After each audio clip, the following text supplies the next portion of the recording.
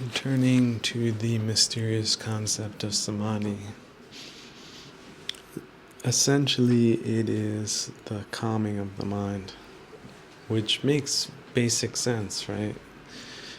If you're emotionally engaged about some variable or another, your mind is not going to be clear, so that you won't be able to see clearly, because delusion is a terrible, terrible, terrible, terrible hindrance.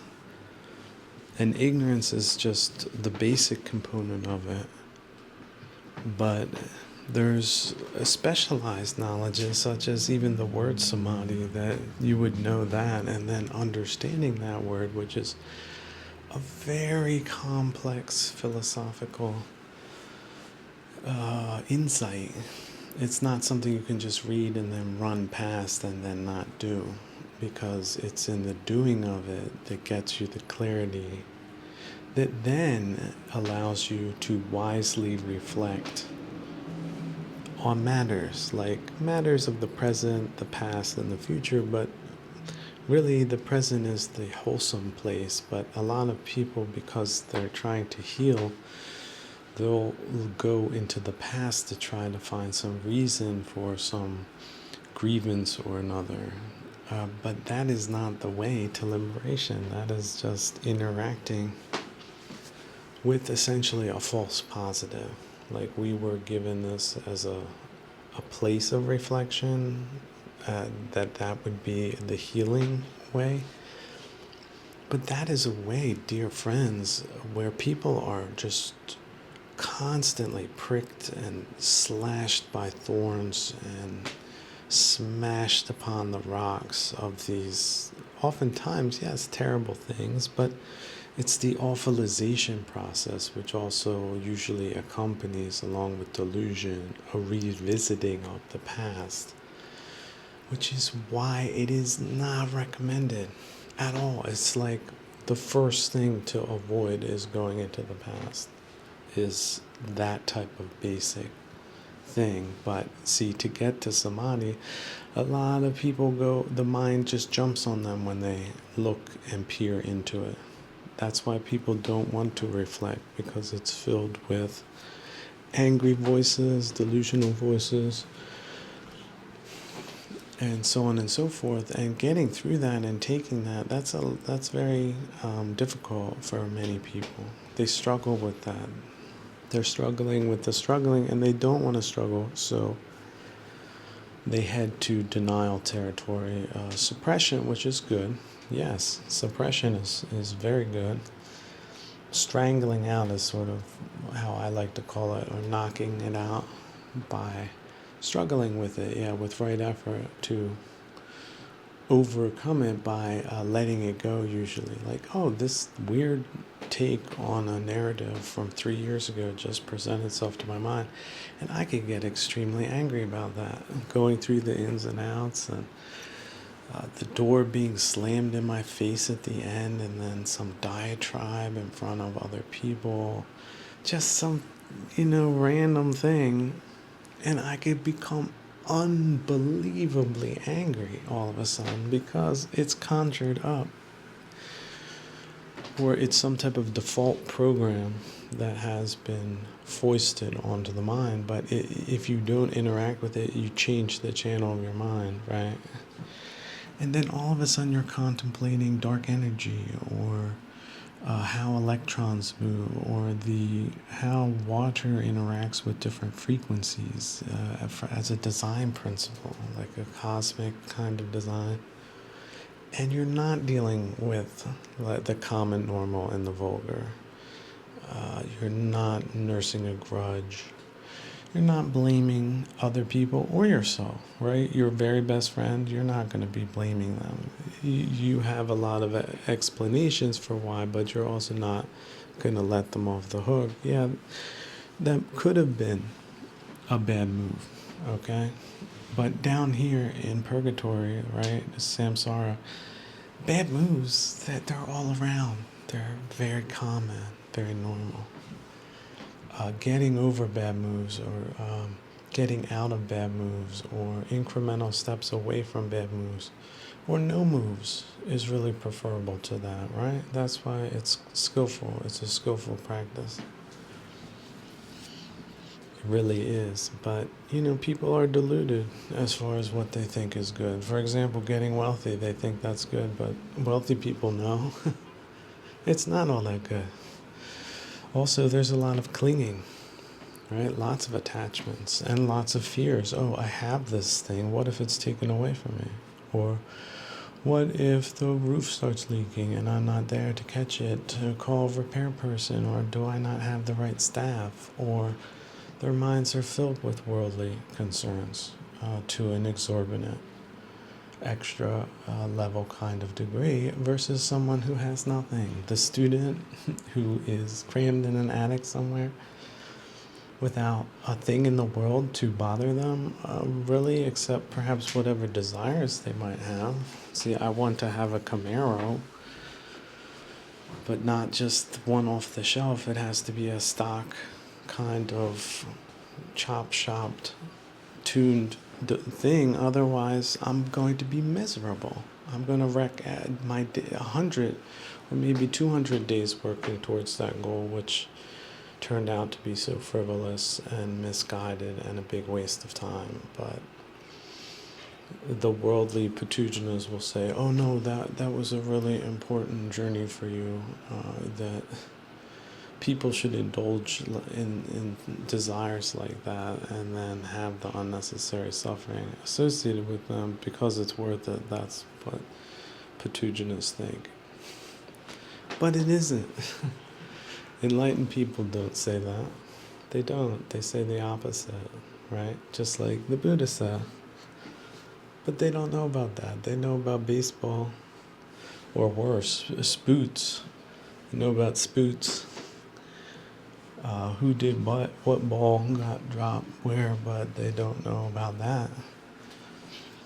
Because that's supernormal knowledge. It really does have great results. It's like winning the lottery on a subjective level. But they don't consider that to exist, so does it matter? Not to them, but does that matter? Not to you. So fair is fair. And skill is skill, and development is development. Oh my God, this garden, it's amazing. There's different layers, and then it's always in bloom. This is started blooming. Then it's color matched too, and then you've got little trimmed boxwoods that also add 3D dimension, and then versus the brown fields in the city. They're strewn with trash and loud people and dangerous kinds of situations and lawlessness. Kind of a reality, right? Subjective reality, a Dhamma.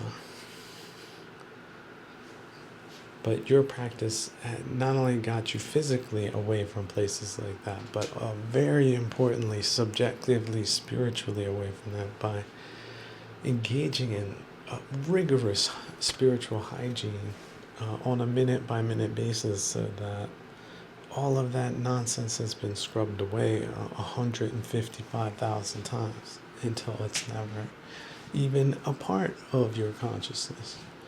Not even a random nook and cranny of your consciousness. It's just been deleted away, completely eradicated.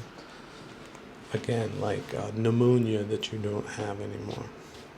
True, it was a serious condition at a time, but you're cured. So, where's the cappuccino, right? Where's the Reuben sandwich that just was perfectly made with the, kind of bread that is very specialized and well made, well baked, right? The ingredients are good and has a lot of different sauces in it that are also nutritional. And you're not thinking about pneumonia, what? So yeah, these morose things that might come from the past, or again, dashed ambitions. Ambitions are just a code word for big desires that we're convinced and convicted of So why wouldn't they be associated with unnecessary suffering when desire is one of the three things to avoid, according to the Buddha? But what did he know, you think? He was just a crazy person, right? A mad aesthetic that just had nothing but blarney to say, because how could he know better, right? With, for example, having the title that he did of the Enlightened One, which has uh, maintained itself up to this very day, 2,500 years. And you know how many civilizations awarded him the number one title? How many families swore by his teachings, like, on a very convicted level? But he doesn't know what he's talking about. That's what a Patujana thinks. They do. Now, you could say some of them are ignorant, but many of them don't want to learn. They don't. They know everything better than a wise master. Like legendarily wise master. They don't know that. They know it all better. They're convinced of that. 100% convinced of that. They have no reason to think otherwise, right? Not even any reason. Why would they question themselves? That's crazy. This is how they think. It has to be right because they did it that way and not another way, and they must know best because they're the smartest person in the room syndrome that they all have, or a lot of them did in my time in purgatory. So we talked about Samadi. Yeah, Samadi. That is a clearing of the mind. But that has to be built on the basis of sila, which is basic morality, which, remember, the Buddha was not about theory, he was about practice, so he simplified it to the 5 starters that must all be maintained to varying degrees of success, but of course incrementally tending towards being in congruence with the teaching, not because one thinks it's frivolous, but that is what one thinks or does or acts. And with a frivolous conviction, I'm sure no practice could go anywhere, including calligraphy or gymnastics or dentistry or any other very civilizing kind of set of skills that one needs to begin the process. But of course, yes, building upon that foundation, you have more possibilities of samadhi because you're not fighting against yourself. Your inner kilesas you have defeated to the point that you can gain clarity from them and distance from them. They're not you, they're not yours. They're moods, they come and go. Today I feel great. Yesterday I felt miserable. Why? Nobody knows. Karma knows. Because yes, of course environmentals have something to do with it, but again, if one focuses on the worst aspects of one's environment and the out of control aspects, such as being surrounded by damn fools, that really is no fault of your own, and yet one can still skillfully navigate to the best of one's ability in such circumstances as warrant behaving in such a way as to limit one's exposure to randomness. Random acts of violence and random moods of other people that have no control whatsoever over their behavioral instincts, which are highly confused and can end in long jail sentences or worse. It really isn't the fault of the authorities to try to understand why someone decided to lash out in violence, because the act itself is inexcusable. It's a barbarous, animalistic, and misguided kind of behavior that leads to death and injury and property destruction and a loss of value for the community at large, all people living in the vicinity. And of course, if one was a self-centered dirtball with little regard for those around them and their sensibilities, then one could do anything. Isn't that what shameless people do? Isn't that what the word in the dictionary means? Why is it there? Is it because of the variables you've witnessed in your life or have engaged in, or is it there separate from a self? The self-centered person is not prepared to admit philosophical principles like that. They're too caught up in whatever nonsense, I guess they're called kalesas, to listen to reason, external reason or internal reason, that makes them out of control, right? Heedless. And what would be skillful about that? And this is where I depersonalize things yet again. Just think of a driver of an automobile who's heedless. Oh, stop signs? That's what other people do. Red light, I always hit the gas. One way, I don't care. I'm the driver of this car and this road is open for now. I don't abide by signs. Oh, a license?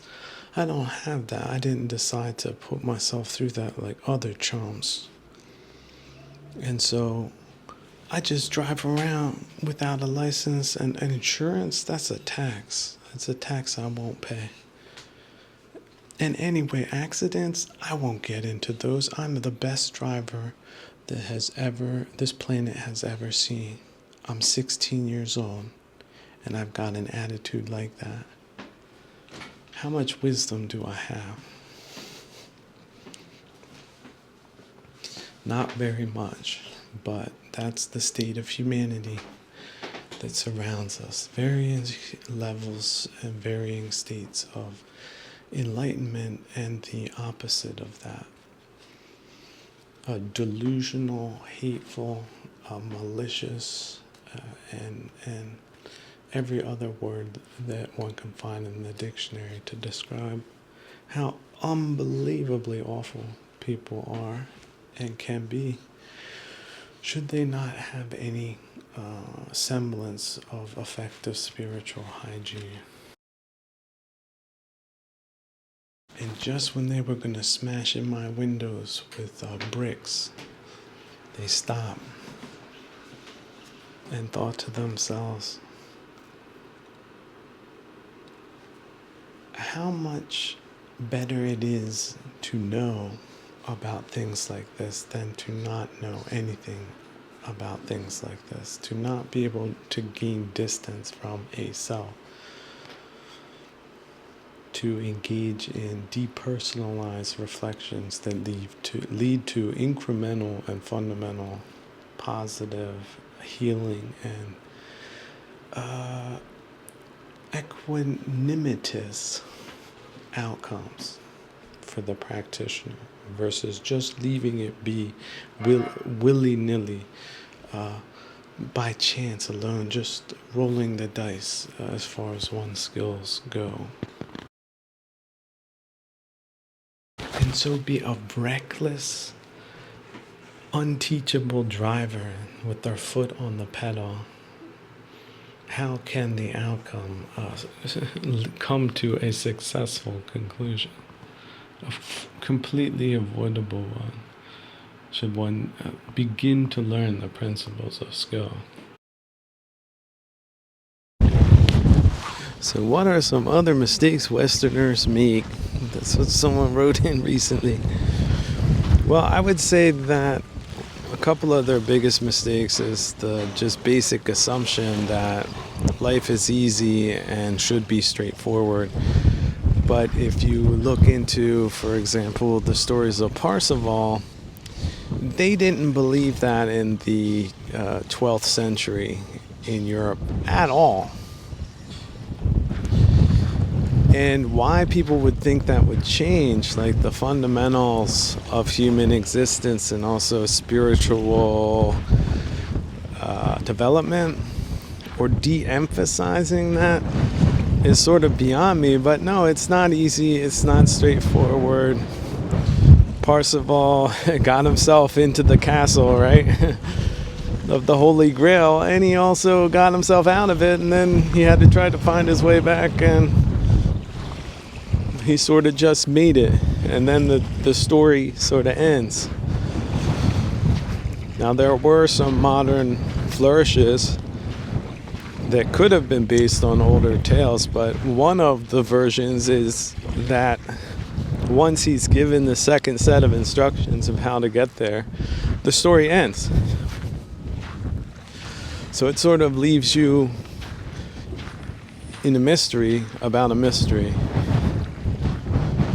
But the tale is very deep, very, very deep. It's you might catch it at first glance, and then second glance, and there's just so many different aspects, so many different caricatures and characters, Mara-like apparitions that show up along the way.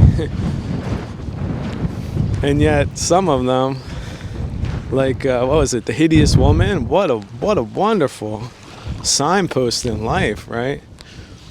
And as terrible as she seems to be, she's the one that lets him know what's missing.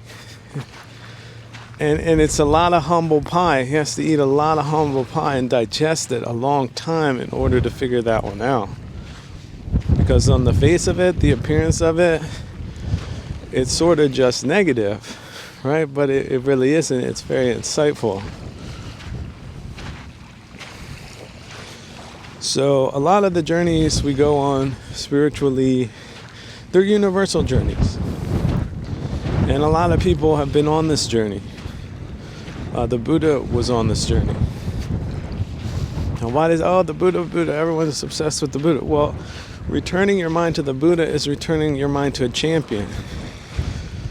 See, Parsifal, it doesn't really end with him being a champion. It's just sort of, it trails off. Although I think Wagner reinterpreted it, or was it the Brother Grimm? They might have found the ending and added it. And it is triumphant, their version. Which is good. I mean, we really can use triumphant examples, can't we? I think it helps, especially realizing that the Buddha, he also mentioned the armies plural of Mara that he defeated, from the standpoint of his spiritual journey. So that's very uplifting. That is that's one of the important reasons why people consider the contemplation of his life, or the Parsifalian life, as uplifting, as worthwhile, as wholesome, as inspirational. Now, it's funny, some people also said, well, Christ was sort of the story of the fool, like the fool's story. If you just think of it as a literary kind of exercise and not a historical one. And the piercing of the spear and all of that. The death of delusion, essentially. People, how about this? People, you can see them crying when a little puppy dies. Imagine all of your illusions about worldly existence. Worldly happiness, worldly straightforwardness, contentment, all that dies. I mean, do you think people would be beside themselves? If you see them, they're attached to a little puppy, look at them crying and crying and crying. How are they going to deal with that one? Well, yeah, and then we've got St. George, and how about this? St. George, his horse, and the dragon all die. Like, he's mortally wounded. But I think it's a drop of lime juice that revives him, and then he squeezes a couple more drops and he revives his horse. He does not revive the dragon. And so you can think of dragons as moods, right? Bad moods, terrible dragons that would just turn anything that you're attached to into smoke and ashes and tear it apart. And it sort of guards the treasure, right? Contentment, but it's not giving it up.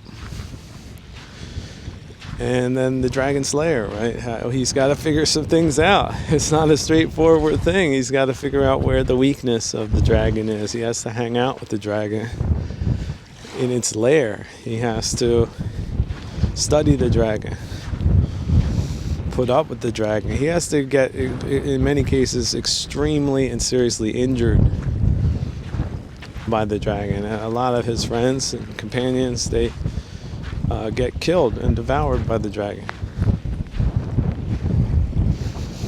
Lots of bones of other people strewn about the dragon, right? So it's also a role that most people wouldn't want to choose for themselves. Their rational minds certainly wouldn't, but a lot of things in this dimension are not rational at all. And so philosophy has failed the philosopher in modern moronic times. It doesn't teach them how to be better and stronger and clearer. It teaches them to be doubters, right? Rhetoricians, one-uppers, tuition chargers. It does not unlock the box of samsara. It does not provide really the path to wisdom. And so our religions have failed us, our institutions have failed us, our economies have failed us, our rationality has failed us, the Enlightenment has failed us. Everything outside of the spiritual practitioner has failed the spiritual practitioner, but the spirit has not failed us, or it does fail us from time to time, but the quest continues, right? And it is a quest. It's an attainment if one can achieve it, but it's often elusive. It's a long journey. Some people would say, looking back, it was unnecessarily long. It was unnecessarily difficult. Unnecessary suffering, right? Unnecessary aggravation, but maybe on some level it was. Because if it did take that much, then that's what it took.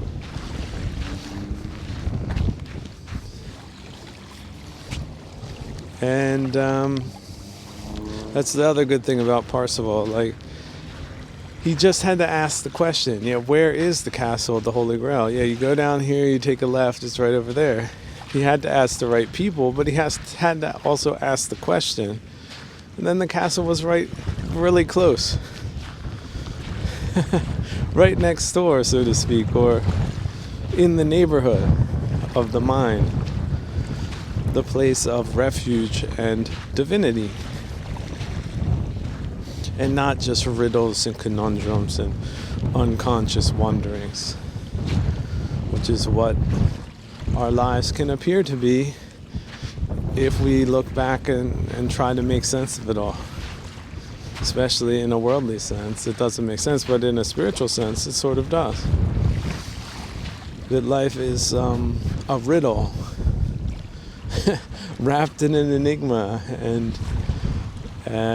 working through these moods, working through dragons, becoming a dragon slayer is really the ultimate skill.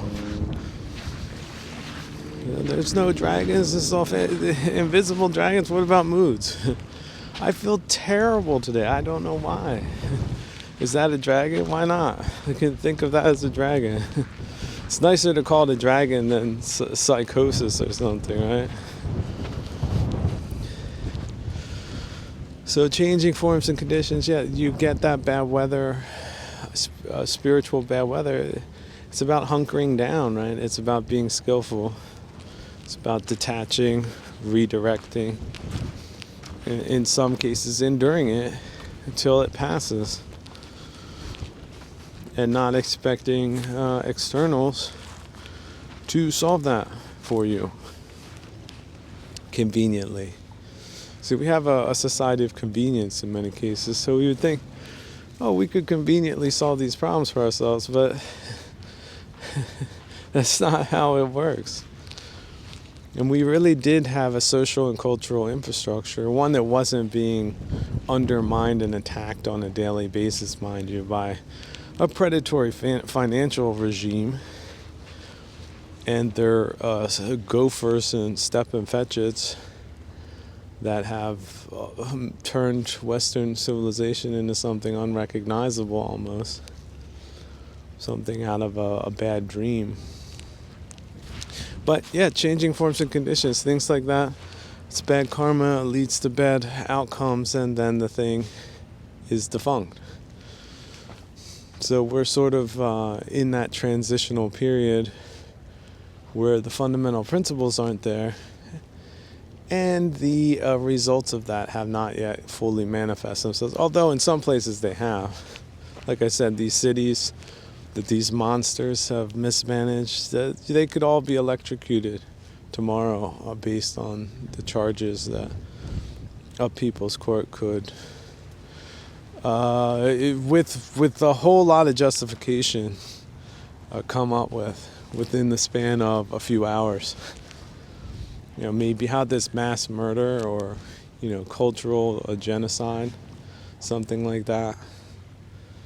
All these criminal acts that they've allowed to spread and manifest, afflict people, and then letting criminals off, slapping them on the wrist. Then creating the conditions to create all that criminality, right? By being greedy, taking things that don't belong to them, and then subverting them. I mean, like I said, the worldly realm, the 12th century, the plague was raging. You had little dunces in villages and towns, bullies of a rural extraction, commanding people around and predating on them, and conducting land, highway robbery and stuff like that. A lot of times these bullies from the villages, they organized that and tried to legitimize it with some kind of creation of a franchise. They put some logos on some things and said that they were entitled to do that. They pointed to some old moldy paper and said, yeah, in there somewhere there's a stamp. Our notary can pull it out for you. A lot of times they didn't go to that trouble. It was whatever they thought they could get away with it. And sometimes they tried stuff and they didn't get away with it, and they ended up dying in those ventures. Sort of like the Red Knight confrontation in Parsifal, right? The idea is not to become the thing that you've defeated, right? You put on the armor, you look silly. Now what are you going to do with the same thing? You're a better brigand than they were, or the quest continues, right? The quest for meaning, the quest for insight, and then extracting that again over millions and billions potentially of lives. So what can you discern about mirages of the mind during this go of it on this planet? Fichte, Schelling, and Hegel. Hegel was sort of the last of the German idealists, as they're called. And one mistake he made, which allowed Marxist garbage cans of kinds of people and thinkers to flourish, was this idea of historical context. Now, not to say he was for that, it's just they were able to hijack or thought they could hijack subjectivity with historical context, which also led them to create alternative histories and realities as a power play. Because remember, these were worldly people, right? Super pathogenous. They wanted the poor, they wanted it now, they wanted nepotism for themselves. And again, just nothing but cynicism, because that's the real deal. And those high ideals, they don't get anywhere, right? That type of nausea-inducing pseudo-intellectualism is what they took and ran with Hegelism. But let's return to Hegel. Yeah, no, I think that was a mistake. Just forget about historical context. Now, let's refine his idea a little bit. It is about a knowledge pocket. So let's say we now know that there was an ancient Egyptian canal that was like the Suez Canal, and there was a canal built.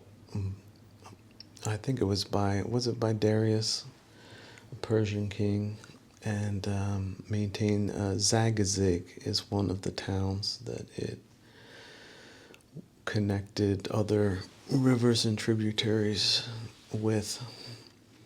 But we did not know that for many centuries. In fact, the intellectuals of Greece, that outward fringe trading post of Central Asian Greek, the Greek Empire or Greek culture, a couple of them, Herodotus maybe, might have mentioned a few things, but they had fragments. They had no. Remember Athens in its heyday, they said maybe 20,000 people, like its golden age was the extent of its population. So no internet, no telecommunications, no. How about this? Their great libraries, they're burnt down on a regular basis. Now, they did have some text. For example, they do think some of the Greek, the really smart Greeks that we read these days were in the Library of Alexandria. But just right there, Alexander, that's already late as far as ancient history goes. But just imagine just the total stupidity of people up until this day that did not believe that there was a Suez Canal before the Suez Canal in the ancient world. It had to be proven to them. They had to dig the stones out of the ground, and smart people had to figure it out, like architects and engineers and geo-satellite connected kind of people, to finally prove to the dumbest of publics that has always existed that yes, in fact, no, they did have this. And we just didn't know about it because nobody told us, because subnormalcy reigns supreme in many centuries, and many people are also subnormal, and so we have this weight and baggage that is constantly working against the truth, knowledge, enlightenment, you name it. People consumed by kalisas, for example, they have no samadhi, they have no wisdom, they have no sila. Just like they don't have isopropyl alcohol or hot water or fragrant cleansing soaps in certain places, nourishing things like that, they don't have them for centuries or forever, because they're not the type of culture-bearing people. They wouldn't know how to build a canoe, or would have even the get up and go to build one if they could, kind of people that are probably, 90% of people on the planet. It doesn't matter how many numbers you have of them, the percentages will be the same. So yes, I guess coming back to Hegel, he confirmed that he was in many ways a product of his time, an extremely limited person viewed from our point of view, necessarily so. But certainly not as limited as the complete dolts that came before him, which he flew above like an eagle. So he definitely represents a certain altitude in human awareness, a collective consciousness, in many ways a pinnacle of it. But he was, or at least outlined, a certain rooking, a worldly rooking, that a bunch of horrendous people ran with and have made the cultural malaise and cultural kinds of war and deprivation that many people feel in post-industrial societies. It made it much, much, much, much worse. And we're living with the fallout of that. Like someone wrote in, he's like, and said, yeah, that comparison of just multiple nuclear bombs going off culturally in your time, that's devastating. That's frightening to think about. Yeah, it is. That's essentially what happened. Let's also not forget that Nietzsche came after Hegel, and he already saw where the direction was heading, and it wasn't a good one. In fact, all of his outlining of all the problems of the West, well, that was just music to the ears of the indescribably hateful groups of the West that decided to make all those things worse too, and Budinsky their way in, and usurp large territories of culture that way, in a subversive way, with unimaginably terrible results on a mass scale that even today are not being addressed or considered to be as bad as they are. Now, as overwhelming as that might be to highly sensitive people, let's not say that the jig is up, because it isn't. Let's pursue fragmentism, right? Let's pursue perspectionism. Let's pursue neo-aristocratic radicalism. So N-A-R, right? Something like that, a breakaway idea from the mob. And not with any necessarily animosity towards people, a humanistic approach, that we can just understand these things. Yes, they didn't know about zig-a-zag, right? Or zag-a-zig. They didn't know about that because, yeah, people are distracted with so many other things. They're not smart. They're not wise. They're not knowledgeable. But that doesn't mean they're not to be considered living creatures.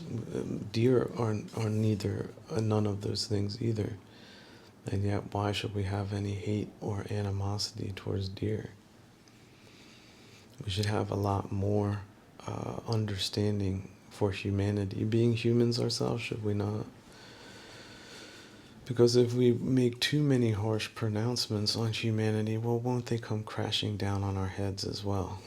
Being some kind of... See, that's the problem with radicalism. However, going the degenerate way of, oh, well, people poop, so they might as well poop in their pants or live in places that are full of poop. That's not the right conclusion. That's not the supernormal conclusion, is it? That's ridiculous. That's a farce. That's obnoxious. That's anti-human, isn't it? So clean out your mind, your microenvironment, and then your culture, right? Where, as far as you're concerned, and take a fragmentary approach. Take the good, cultivate the good, and leave the immensity of the bad alone, right? I was listening to a maniac this morning just screaming into the air, but it had nothing to do with me. But if I had taken offense at it, well, then I would have connected with that kind of hateful delusion, wouldn't I? I'm reacting to it, so it exists. But then 10 minutes after this fool had screamed his lungs out, did anyone remember? What, was there any point to it? Was there any connection to it? No? Well, then it stays with the fool, doesn't it? And the fool is just less than an ant as far as the immensity of the universe goes. Is that not so? And yet we can see the human tendency to take things that are done in our immediate vicinity, even the most outrageous and obnoxious behavior, to take that personally, because that's the pathogenistic human thing to do. But it's not the supernormal thing. And the supernormal thing is like isopropyl alcohol, which is also a supernormal substance, isn't it? It has supernormal properties. Not all a clod of dirt or a clod of dung does not have the characteristics and the healing potential of isopropyl alcohol, and yet it does exist. It's something that can be bought in any pharmacy in large quantities. So what would you rather have? The normal clod of dung or something like that that you can pull out and administer in places that will then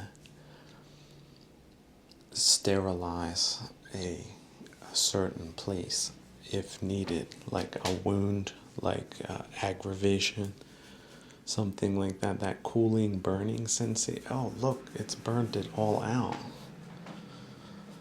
An hour later, the swelling has gone down. It's healing. It's healing. Imagine sort of like primitive people, like seeing that there was this wound that was pussing and itching, and then the healer came and he pulled out of a little silver flask this liquid, and he applied it to the wound. He healed it. He healed it. The healer. The healer. The healer. And they start jumping up and down.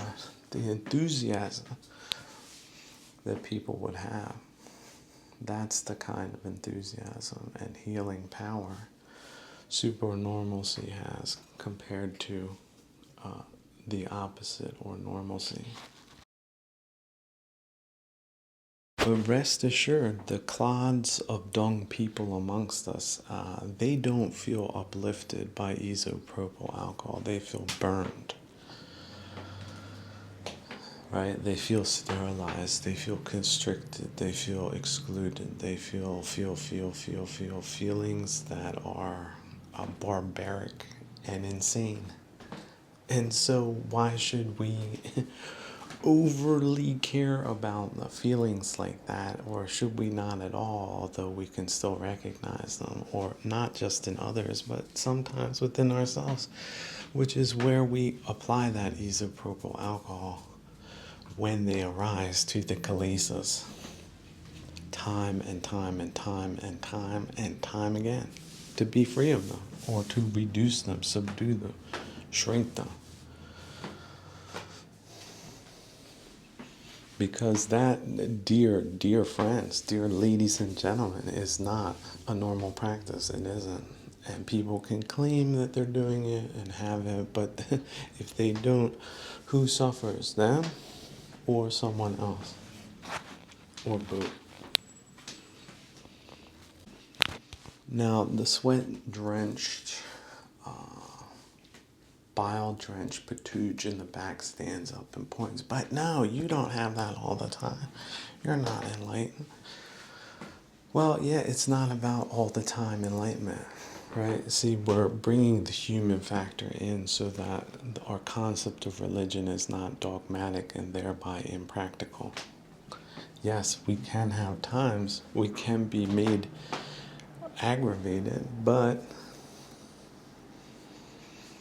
we try or not just try, but we try with conviction at the point of contact to reduce those things. And in many cases, we do eliminate them. Yes, we do.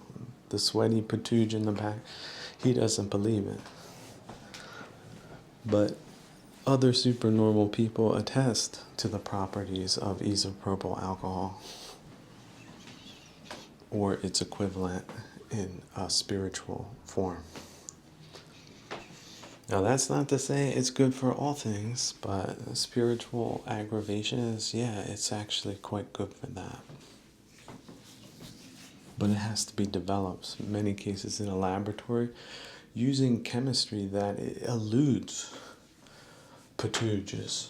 Like, they don't know about molecules. What's that?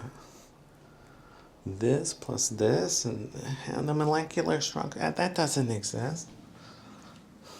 Do you think people throw a chemistry book at somebody sometimes, see how they react? They won't read that book. They don't believe that book. They know nothing of chemistry. They know nothing of cultural matters. They know nothing of religion. They know nothing of a lot of things. In fact, most things. Yet they have big attitudes, big overinflated self conceits, don't they? Oh, look, a big baby did duty in their pants again. How much is that worth?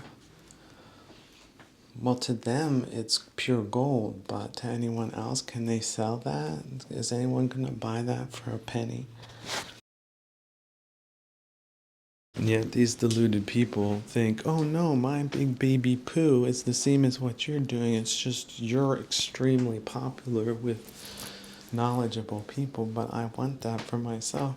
And so I'm going to say that there's samenism, and then you're just excluding me because big baby doo-doo is the same, and you're just a big babyist yourself, just like me. See, projection, self-capture, and so on and so forth in that vein. But no, it's not.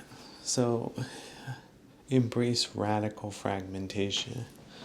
As far as that's concerned, there's a certain bridge to understanding humanity, but certainly not everything should be tolerated that one could place under the rubric of humanity. I forget exactly which bhikkhu from Western bhikkhu it was that said that people from the West, disillusioned with Christianity, decided to throw out chanting as worthless, and he said that that was throwing the baby out with the bathwater, and I sort of agree with that. I think chanting is very ancient, and if you chant something like Om Mani Padme Hum, and you do it syllable by syllable, and then each time you create the sound, you are monitoring the meaning that sound has, and you're deepening the meaning. It's not just a repetition, it's not just the theory of the chant, it is the creating of the significance and experience. You're deepening each one of those syllables. You're making them meaningful via your chanting, which is pretty magical, and it's also something that reaches the horse, right? It can be an emotional expression. Sound is emotional. It's also beyond rational. It's not thinking. It's specifically not thinking. And it's repetitive. It's like the practice, repeating over and over and over again as a purification ritual and as an anchoring ritual. You're anchoring each syllable and the meaning of each syllable into your core being past the thinking mind. So if you think of it as an instrument like that, then of course it has extreme value. It has value beyond words, right? See, we hear words are sounds, but then our mind goes into thinking about the meaning of the words, and then we're in nama rupa. And a lot of people, they hear a word and they don't even know what it means. Somebody wrote recently, said, I only understand half of what you mean. People have been dumbed down, and they think in emojis, for example. They're almost monosyllabic, right? They're analphabets kind of people. They're illiterate, they're dumbed down, they're stupefied. Even the smartest and seemingly most educated amongst them. They might be able to repeat what's in the dictionary, but it has no other meaning for them than that. So chanting goes straight to the wisdom pill, and it makes it a lot more potent. It makes it real. It's the translation of the theory into practice via the chant. Over and over and over and over and over again. If you're going through a difficult time, take all day, take 3 days, take all month, take all year, take 5 minutes of your day. See, right now it happens to be 4:30 in the morning. I happen to be at the seaside because it's the third watch of the night. And I decided to take 5, 10, 15 minutes of deep chanting with a lot of om in it, because the sea kept echoing back to me my own sound, and it just gained in power and multiplied and magnified, and exponential kinds of things started to open up. Being faced with something universal like the sea, and my recognition of the universal principle, doorways opened up that weren't there before. Perspectives opened up. All those aggravating things, they looked very small, like even smaller than a grain of sand, kind of. Oh, and look, there's so much of it, and look at all the wreckage. All these little pebbles were someplace else, and now look at them, changing forms and conditions. These shells, they were doing something else. Now they're here. These were little life forms. These were little ideas. These were crustaceans. Now they're just basic elements. They're the earth element. But next to it is the water element. And they're almost they're really side by side. It's a fluctuation, earth element, water element. This is very elemental. And then you've got sky, you've got wind, you've got the wind element. These are big things in our microenvironment. They're beyond our individual microenvironment. They're elemental, right? And so these types of practices deepen those things and lessen our attachments to worldly aggravations. Aggravations of all kinds, delusions of all kinds, wanting this. Ambition is wanting. I want to be this, that, and the other thing. I want to be recognized. Yeah, that's a desire. Then what happens if you're not recognized and not by the right people, right? My audience in Croatia, they're fanatical, but I'm not in Croatia right now. What can they do for me? Except wish me well, right? And me them. Where is this desire for recognition? No, others must appreciate me. Me appreciating myself, that's not enough.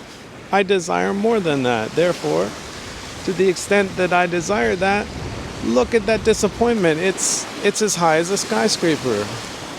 If you teeter and fall, you're going to hurt yourself. So step down, take the stairs. If the elevator is broken, take the stairs. Get back down to earth. Get back to the elements. Wanting to be recognized, these are one of the many kinds of vain and ridiculous desires that people have. in Mara's kingdom. The desire for this, the desire for that.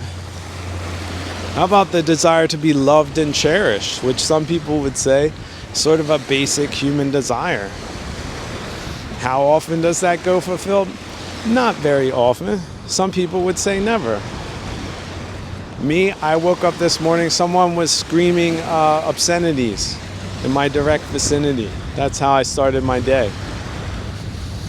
Does that sound like me being loved and cherished at all? No? Perhaps even despised and hated for no good reason, but people have lots of bad reasons for that. Really? That's this dimension? That's these variables of right now? Is that right? How can that be? But wait, that was hours ago and now I'm here. And look at all these little grains of sand. Look at all these different stones. Look, this is real. This is as real as that was real. But attachments aren't really real, and yet they sort of are, because they produce enormous amounts of aggravation, annoyance, dissatisfaction, profound disillusionment, shocking levels of disillusionment.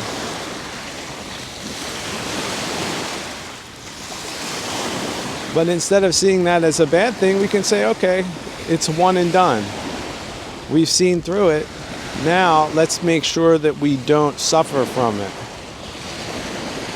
Let's put the theory into practice. Let's put the recognition into effect. Oh, look, it's a rash that I can identify. It's ambition, it's desire. I'm going to put this cream on it, right? Called sunyata, right? Nothingness. I'm going to put Om on it. Universal generosity. I'm going to put diligence. I'm going to be applying this a lot. I'm going to be doing this in a nurturing way, because I know animals, bipedal creatures, can get all wrapped up in these kinds of brambles, and they never get out. These type of entanglements, they never get out.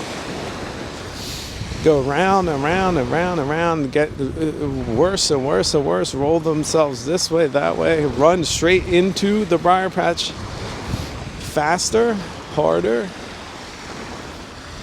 with even less skill. Is that what they do? Is that what these animals do? Do they drive themselves insane in this dimension? Is that what they do? Is that what happens? Must we do that too? Or can we just see them as they are, unskillful and deluded, driven mad by kilesas and illusions, misperceptions? They are not in their driver's seat. They don't get to pick and choose their perceptions. They don't pick and choose them. They're overwhelmed by them, coming from the worst places, right? Coming from Mara. When the Buddha put up his hand and all of the fiery darts of Mara fell to the ground, that was him. But normal people, they go straight into them. They hit them. Every single one of them hits them in their core. Worse than death is what they feel. So that they would run into death. People, how many people have killed themselves in the last 5 minutes on this planet? Of an enormous number of bipedal creatures. Just do the math. It's probably at least 1,000. Somebody will just ask the computer, what would that be? That number is real. And why is it? Well, these are deluded people in unimaginable states of suffering, right? Pain, delusion. I want, I don't have, I don't like, right? The basic things with their variables and then unskillfulness on top. Is that not so? That is so. That is what's happening.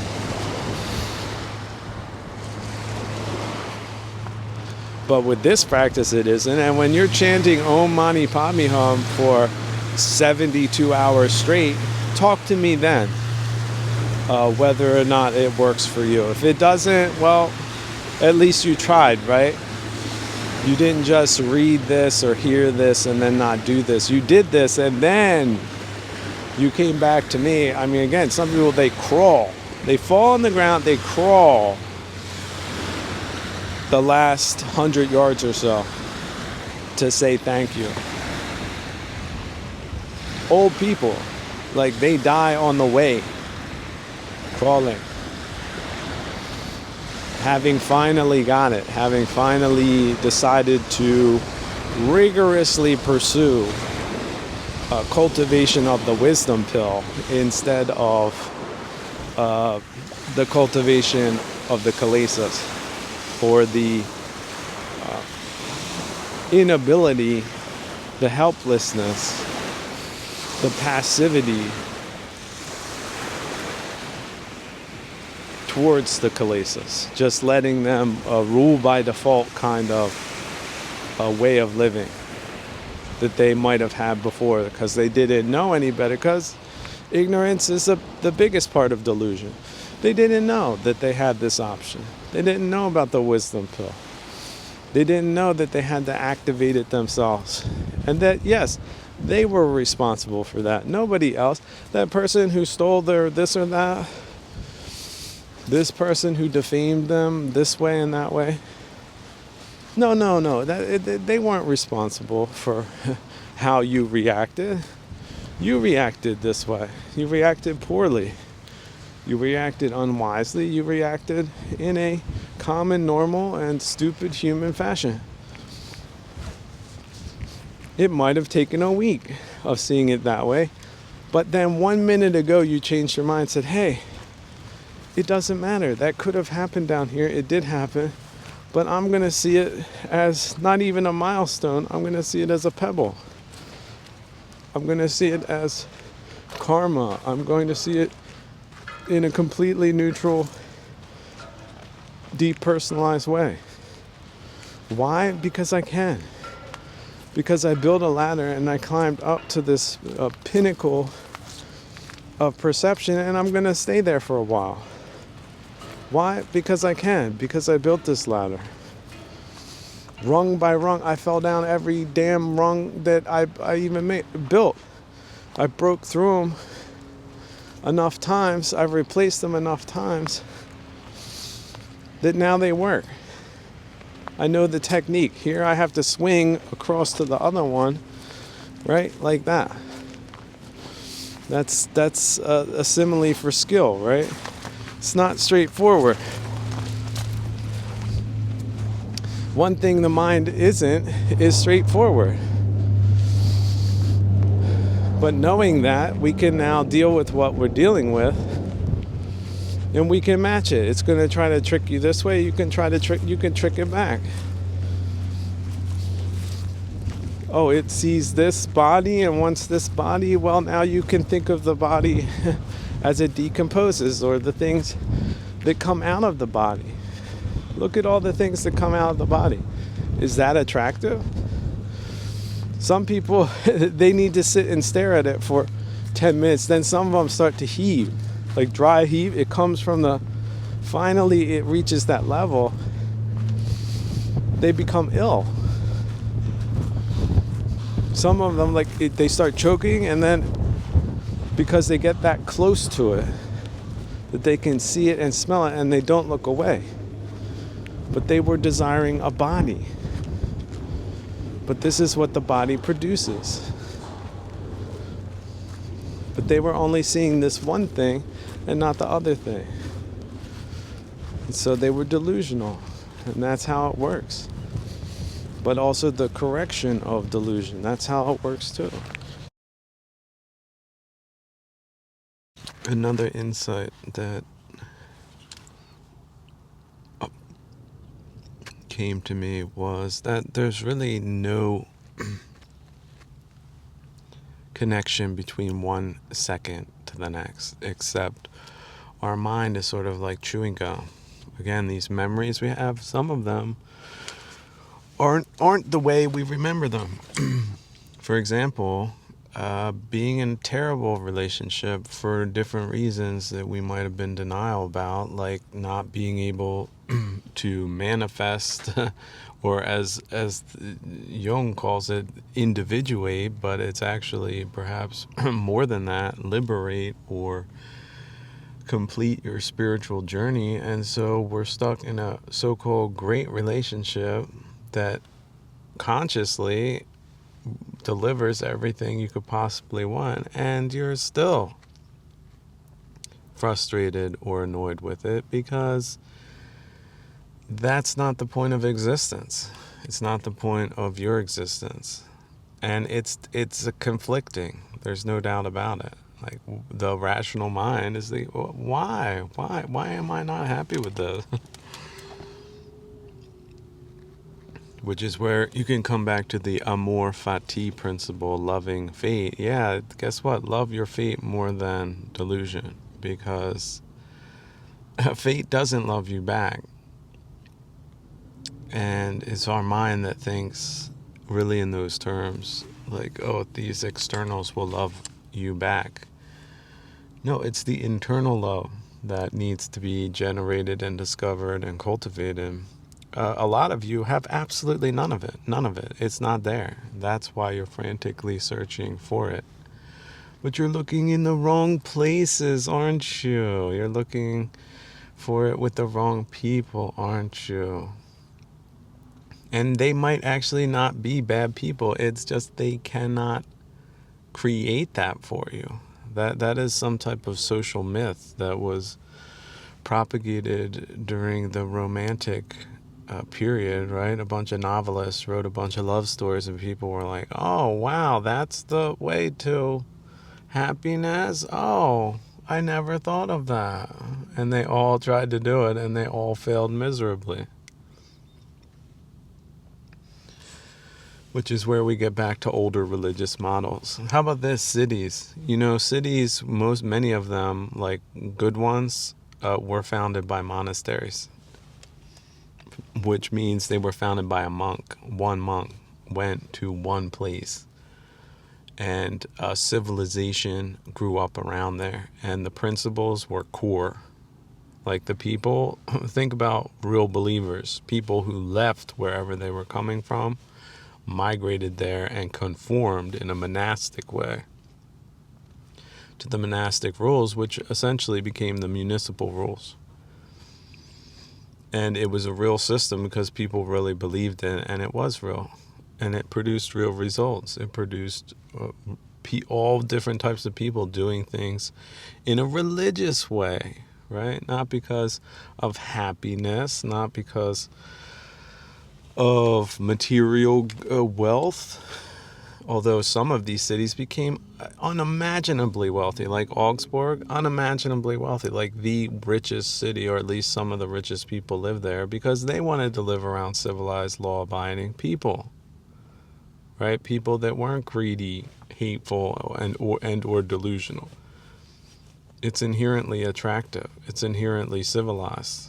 But yeah, one monk, that person was despised, was most likely kicked out of somewhere, couldn't do it in the better places because you have worldly pathogenos that knew everything better than the scruffy monk did.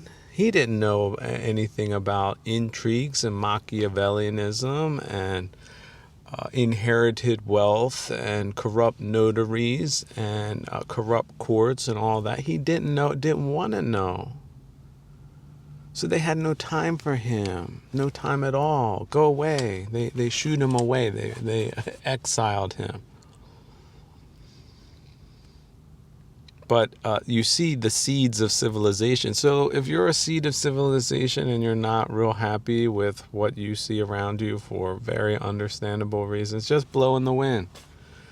And remember, it's the mind, the chewing gum of the mind, that makes these causal connections. Also, this historical consciousness that Hegel talked about, forget about it.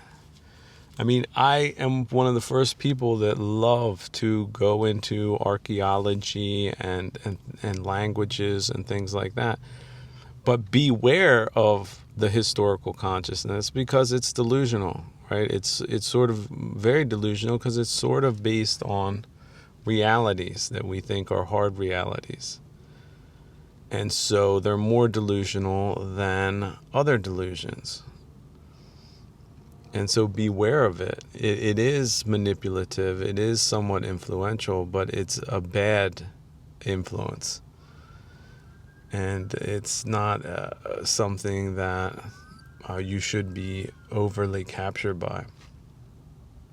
Now, as far as this insight into, the things around you do shape you. Yeah, all of the horrible images, all the horrible ideas, all of the horrible music has affected a lot of people horribly, and it took them in the wrong way, right? That's what the cultural hybrid war was all about, or is all about. Propaganda that people either knowingly or unknowingly spread around that destroys people's lives by giving them bad ideas,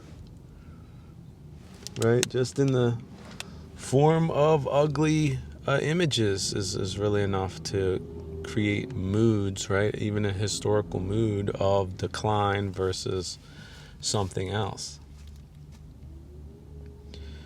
Which brings me to the concept or the thinking or moods in general. I think we should just, again, discount feelings, discount kilesas, discount moods. So you're in a bad mood, discount it, undermine it, trick it, because it really has no basis, no legitimate basis, right? It's just you feeling this way or that way. This feels like this. I put my hand on the stove. This is what feeling burnt feels like, right? But don't add self into the mix. Like self will concrete. It's like mixing concrete into, with poison. And then it forms. And then it hardens. And then we feel like we can't get away with it or that it's a part of us, but that's just a dumb human process. Moods, discount them. They're like air. So open a window, right? Clear it out. Moods could be like an illness, like a cold. It could take 3 days, 4 days, 5 days lying in bed, flat on your back, drinking water, having a hot water bottle, right? Engaging in healing practices, chanting Om Mani Padme Hum, everything, pulling out all the tools in your doctor's bag, right? Researching healing. But it's not permanent, right? Changing forms and conditions, it's not going to last. So good moods don't last. Oh, we don't like that because we cling to good moods. We set a new baseline. We hate that. But bad moods don't last. Oh, we like that. How do we do that? Right? Well, look, it's changing forms and conditions. We don't have a lot of control over these matters, especially not in the beginning. A lot of people, for example, young people, ignorant, straight out of a human orifice, told a couple of things by people who may or may know what they're talking about. They have no idea about these things. They're not aware of these things, right? They're not taught these things. They don't pursue these things. So how could they get good results? Could they? No. Left to pure chance? I mean, unless they had great personalities, right? Which many people don't have. It's certainly not the norm, is it? Look around. How many people would you say have excellent, great personalities? Do you know? Can you count them on one hand? Maybe you don't know any of those people that you would say have great attitude. Me, I struggle. I might have met one or two in the course of my lifetime, but over time, either that it was just one day, one moment, one perception, and that was it. That might have given me the false impression that they were always like that, because they probably weren't. Or not very many people. It's sort of mixed, right? Mixed, comma. Yeah, that's sort of what everyone has. And on their bad days, they're probably invisible. They lay low, which is fine, right? Don't spread bad moods, bad words, right? Bad deeds. Don't do that. Practice non-action during those times. For example, being surrounded by crazy people. Hey, most of my days I'm not surrounded by crazy people, but 5, 10, 15 minutes, half hour a day, hour a day, plan that into your schedule. Say, oh, this is crazy person time. This is adversity practice. So this is the thing. They are overflowing like a toilet with kilesas, and they're shooting it out in the air. But if you connect with it, psychologically, physically, or otherwise, then you're creating a loop. You've been drawn into it. You've been captured by it. But if you can witness it, witness also your annoyance with it, witness the self struggling with it, and not engage with it, that's good practice, friends. That's you should think about paying annoying people to do that. Like, I think kings used to do that. Like, bring in a fool that to conduct tomfoolery for an hour, so I can be better prepared for the rest of my day. I can make it sort of an abstraction. I can distill it in a raw form, so that all this other foolishness that throws on the disguise of seriousness, that I can bear it a little bit better by not engaging with it on its level. You see what I'm talking about? That's aristocratic practice, right? Radical aristocratic, or neo-aristocratic radicalism, right? There's a little bit of the formula that can get people to super normalcy individually and culturally, but you see how it goes. The one scruffy monk sets the conditions, and the followers follow the scruffy monk with conviction. And there's policing and also ejection and shunning of members that do not follow the civilized path to an extent, right? There are certain rules they break. Certain rules the monk breaks, they're disrobed, right? Community members, exile. There's a big world out there full of uncivilized people. They can, or semi-civilized or semi-aware, unaware people, they can live amongst them. But not in the city walls, not in the region, right? However far out the influence of these pockets of civilization extend. Now, it could extend to, the entire Western hemisphere at some point, depending on where these blown seeds end up landing and how they end up flourishing. And it's probably not going to be perfect, but it'll be a whole lot better than not acknowledging how civilizations and civilized communities work, or worked in the past, and can work in the future, and can work right now. Again, if you're a seed flying in the wind, or if you have put down roots here or there in a pocket or a nook and cranny of some environment, and can keep and maintain and spread a little bit of civilization. The family unit is a very small unit, but of course the monk didn't have a family unit, right? But these are all concepts that people can experiment with, and with differing results, right? There's no guarantees, and one thing is for sure: changing forms and conditions. It can go up, up, up, good times, bad times, right? Few bad people end up doing some bad things that they don't think it's bad because they think it's good, because they don't know the difference between the two, which is why they shouldn't be involved in those matters, but somehow they got involved in those matters, and then the causality of that is bad karma. Okay? That's how it works. So it can go up, up, up, down, down, down, left, right. People then start fleeing. People start looking for other places, right? There's reorganization. There's the rescatterings. and of recalculations and everything else that needs to take place so that that type of experiment can flourish. Now, I've spoken about this in the past, how postmodern, post-industrial societies are really out to get people invested in identities because they know that people are these snail-like creatures that attach identities to things. So there's a lot of campaigns to do that, like my college, my company, my town, my city, my country, right? My sports team, my brand of clothing, my toothpaste, because people are very self-captured.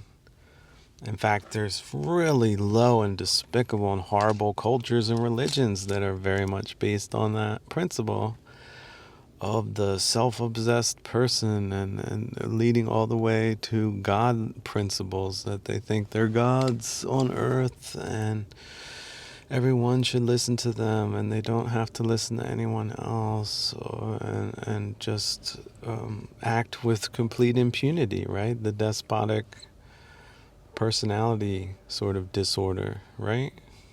Certain people develop it, depends on the circumstances. What? I can get away with everything? I have my cronies in the courts. I can commit crimes and I won't have any repercussions? Zounds, isn't that awesome? Let me start exploiting that right now, right? And they're off to the races. Consequences be damned, right? Comma be damned. They don't believe in comma. They believe what they get is good. But anyway, I'm getting off the point. The point is that these self-capturings are all delusionary and they're all based on self and they're all not true. Guess what? No, it's not your college, right? It's not your city. It's not your state. It's not your city. It's not your country, right? This is samsara with a capital S and it doesn't belong to you, not any little bit of it. Ownership. How about this? Car. You own your own car. Hey, if your car gets stolen, it's going to live its own life without you. Okay, so how is it or was it your car? It's a separate object, right? Oh, my girlfriend, right? My boyfriend. What are they doing now? You don't know. They're not yours, right? People don't own other people, but people think they do. And these obsessions can lead to murder, right? You didn't do what I told you to do. Why did you do that? Why did you eat those 3 hot dogs when you should only be eating these here? Right? It's like murdered. What? That somebody, they found a body that was put in a wall, right? They just put the person in there and then bricked up the wall, and that's what the people can do that are suffering from delusions like that. So, yeah, samsara, it's tricky. Our psychology is tricky, but once you sort of get it, once you see how people can be prone to these things, and it's not just on an individual basis, it's a social. And a lot of these things, like your college or your radio station, just listen to the advertisements. They're always trying to get you engaged and keep you engaged by making you think that you belong. My sports team, everybody who's following a sports team, you're a complete fool. You're an utter fool. You're beyond ridiculous. Oh no, but there's 100 people doing it. It's a big celebration. Bravo. Yeah, you're all fools. It's not your team. These teams anyway. It's a recent scandal. There's what do they call it? Exotic bets. Like if you can predict when somebody's gonna, I don't know, pass the ball to some other goon, then you can place a bet on that and win money. Well, guess what that led to? It led to them letting the players in on the bets. And then what type of, does that sound like a fair and sporting kind of a game, or is that just a complete ludicrousy? Is that duncery on a whole new different kind of level? Like this car alarm going off right now in the background. You've got that ambient samsaric mood right now. Is that someone's car, or is that just a car? Did a car hit another car, and now that's the result? Are the bells and whistles finally going off in some people's minds out there in samsara? Did they get it now? Do they understand how randomness works? But not everything's random. And not everything's good, and it's a whole lot better if we don't attach to things unnecessarily, because that could lead to immense amounts of suffering and aggravation. Isn't that so? Look, it's not my car. I don't have to worry about it. It's not your car, right? You weren't worried about it, but somebody was worried about it, right? And some people would say, oh, rightfully so. That was a practical matter. Or what was it? What did it actually fend off a criminal, or was that just noise pollution? Which was it?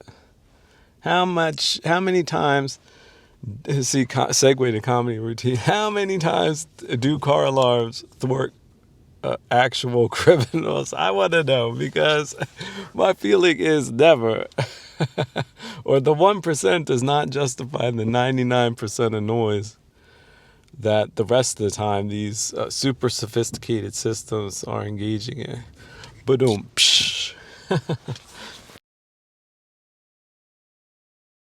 Now someone wrote in and said, could you say a few more words about modern moronism? Thank you.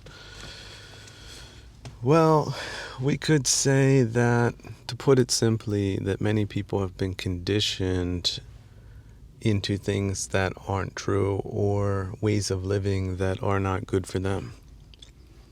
So, for example, the absolutely hatefulness and uglification, or filling women with nothing but hateful ideas based on alternative histories and maniac interpretations of social interactions, and then the uglification of them too, like be fat and ugly and get all these tattoos and piercings, and that's really cool.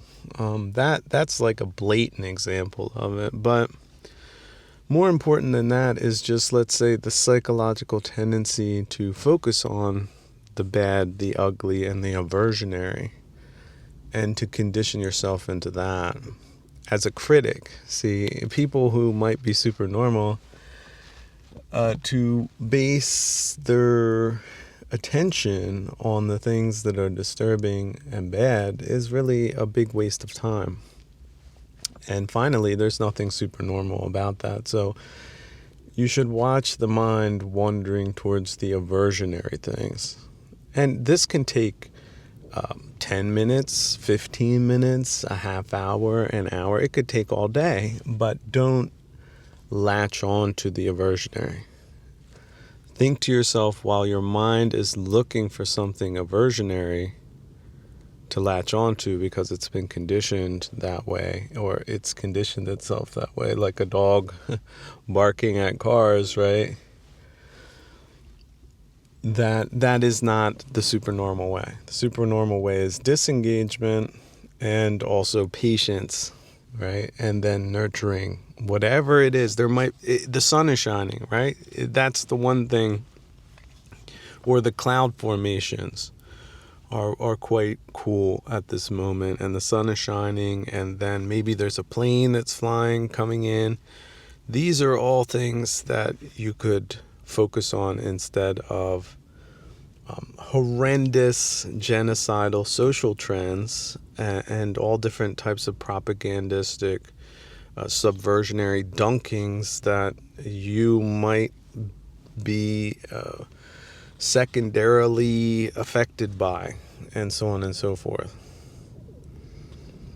that your mind, again, could latch on to. I mean, also, these are just basic tendencies. Wanting this, but having this or not having that, or feeling like you should have this, but you don't have that. That is the bramble patch.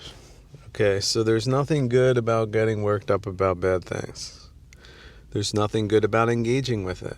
Some lunatic starts screaming, ideological obscenities in the middle of the night. Well, if you start arguing with that person, like I said, you're engaging, and it's also going to escalate.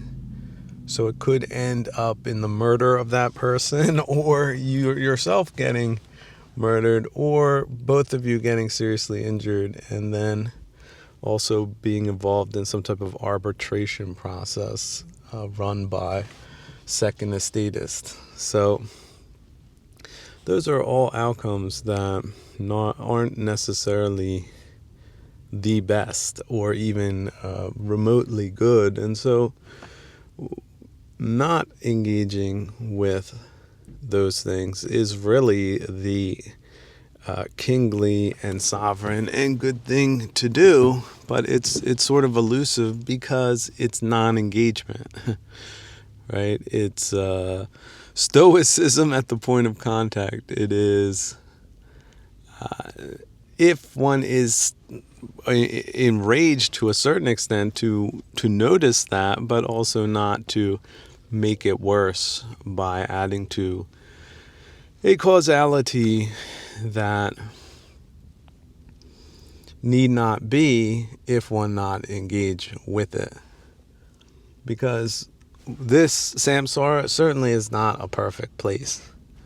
And although this modern version, modern moronism as it's been coined, is particularly offensive and grotesque and horrible, there were different versions of bad in the old days, right? Like leprosy. We have seemingly cured leprosy, right, to a large extent, but we have these other things. Leprosy is pretty bad. How about this? The not only did like your body parts fall off before you die, and it's very itchy and everything else and contagious, but it stinks too, like rotting flesh. So imagine that back in the day, you're going to a marketplace and somebody's like trying to disguise that they have it because they would otherwise be excluded. And so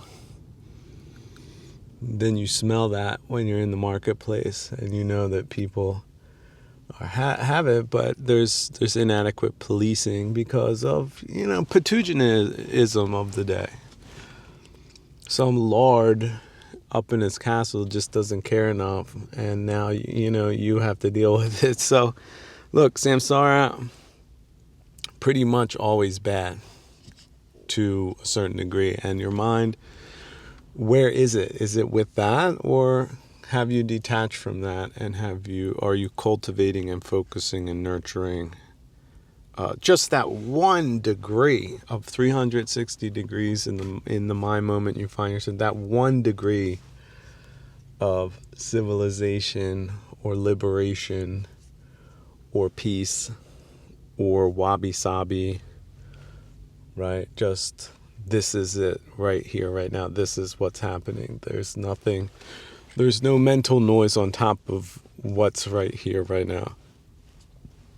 There's this view, there's these lighting conditions, there's these sounds, and none of it has to make any sense. It doesn't have to be rationalized, it doesn't have to be contextualized, it doesn't have to fit into some story or narrative, it doesn't have to be this way, it doesn't have to be that way, it doesn't have to be any way. Can you reach that type of level? Because of course you can. It doesn't matter if you're sitting in a courtroom, sitting in jail, sitting in a wasted urban space, sitting in a factory, in a parking lot, on the street, in a library, in a university. It doesn't matter. It doesn't. That wabi sabi is where it's at. It's awaking to the moment without the mental fog and the narrative making and the wanting this but not wanting that, and why don't I have this and I should have that type of thinking. That is a total and utter waste of time. That is hell on earth.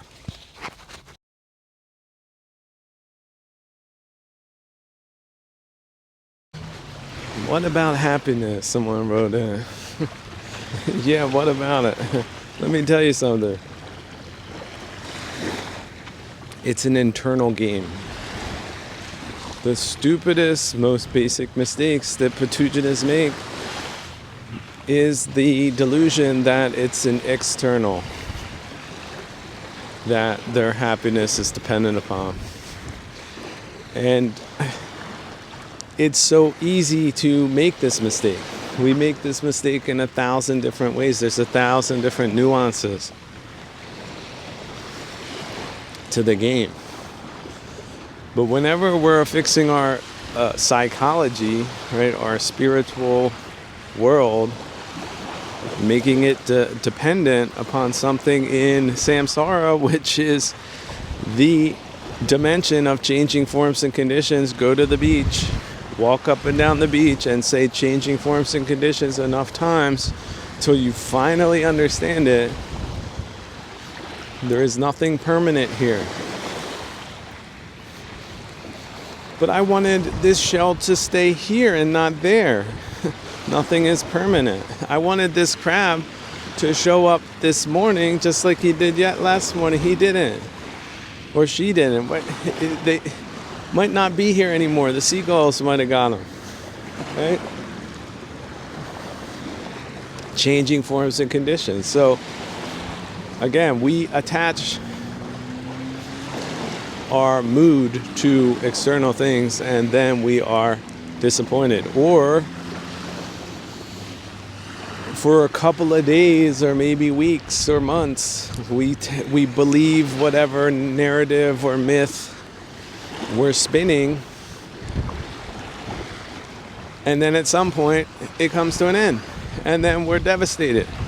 But I believed I did everything for it to last. It still didn't work. Oh, did I tell you I just landed a contract with, Starbucks for $50 million because I'm such an inspirational speaker? Did that change anything for me? Not really. People, accountants are now calling me, right? 5 accountants after the next. Or I look at my phone. 5 calls. Urgent. You must fill out these tax forms by whatever 3 o'clock tomorrow. Otherwise, what? You're going to be thrown in jail, or the deal doesn't go through, or now I got to scramble like a rat. And then, okay, some digits, a number goes into a bank somewhere, a system that may or may not be all that permanent. A lot of people put their faith in banks. My family lost a lot in the panic of 1819. Did you know about that? Well, they believed in the banks. And then after that, they lost another multitude of millions in 1929. Would you believe that? And so on and so forth. So things that appear to be permanent are the things that are often the things that disappoint one the most, because one believed, and one might have had every reason to believe. They gave one every reason to believe. A lot of these things are con jobs, right? Confidence jobs, like believe us. Look at our edifice. We have pillars and colonnades in the Greek style because we're an ancient institution and we'll be here forever, is sort of the subtext they're trying to convey with that. But when you go to withdraw perhaps hundreds and hundreds and hundreds of millions of dollars, or their equivalent in today's printed notes. The doors are closed. There's a chain. There's a little note. Sorry, we're closed. And then you find out later, oh, the deposits are gone. They got conned by some other con, right? They put it in. What did they say last time in the big bonanza of 2008? It was some kind of it was wrapped in different instruments. They invested, these institutions invested in these instruments that then turned out to be illusory, right? But that's historical fact. Nobody cares about your feelings, right? But there is sort of a synchronicity between historical bamboozlings and then just bamboozlings on a personal level. I believed in fill in your variable, this religion. I believed in this or that country. I believed in this or that culture. I believed in this and that person. I believed in this or that business venture. You know, I believed whatever. My father would have helped me more. Or I believe my mother wouldn't have called the police on me. Or I believe my spouse wouldn't have run off with the neighbor. There are unlimited numbers of stories like that in this place. So how you think that you, with your exceptionalism, would somehow avoid that in your own little personal case because you're such an important person that all the rules of samsara should not be applied to you, that you would see through every delusion, every trick, every kind of situation and somehow come out better for it anyway. I mean, maybe this is where we come to the insight of the Buddha, who precisely said that. He said disillusionment is very valuable, but of course it's not skillful to be destroyed or have a bad attitude because of your disillusionment. He didn't say that. Like usually when we say, oh, this person is disillusioned, then we consider, we imagine a depressed person. The Buddha was not depressed. He was as light as a feather. He was liberated, okay? That meant he was free. So he did not hold a grudge against the world for all of the crazy things that he did or believed in at some time. All the whole line of dancing girls that he went through, maybe 1 kilometer long, okay, back in the day when they knew how to behave and dance. How about this? There's stories of ancient India of girls who starved themselves. Like they would go on a 7-day fast to look crisp. And one of them, a famous one, who was also given as a gift to a king, she died because of that. So it's not really recommended, but it shows how dedicated they were to looking good and looking right and moving right and all of that. He must have went through hundreds of them like that. Okay? But still, he was not down on his life because of that. He also didn't think of it like in retrospect, like, wow, that's a great achievement. No, he was like, that was a series of dangerous delusions that caused a lot of unnecessary suffering.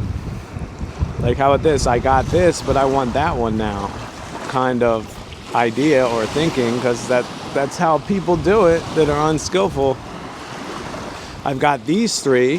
Why can't I have those 3? Right? Because greed, right, is a terrible, terrible, terrible, terrible, terrible disease that robs anyone at all scales of their happiness with whatever thing they might have. I have 2 seashells. I want those 2 that you have. These aren't good enough. And then there's a fight on the beach, and someone gets murdered.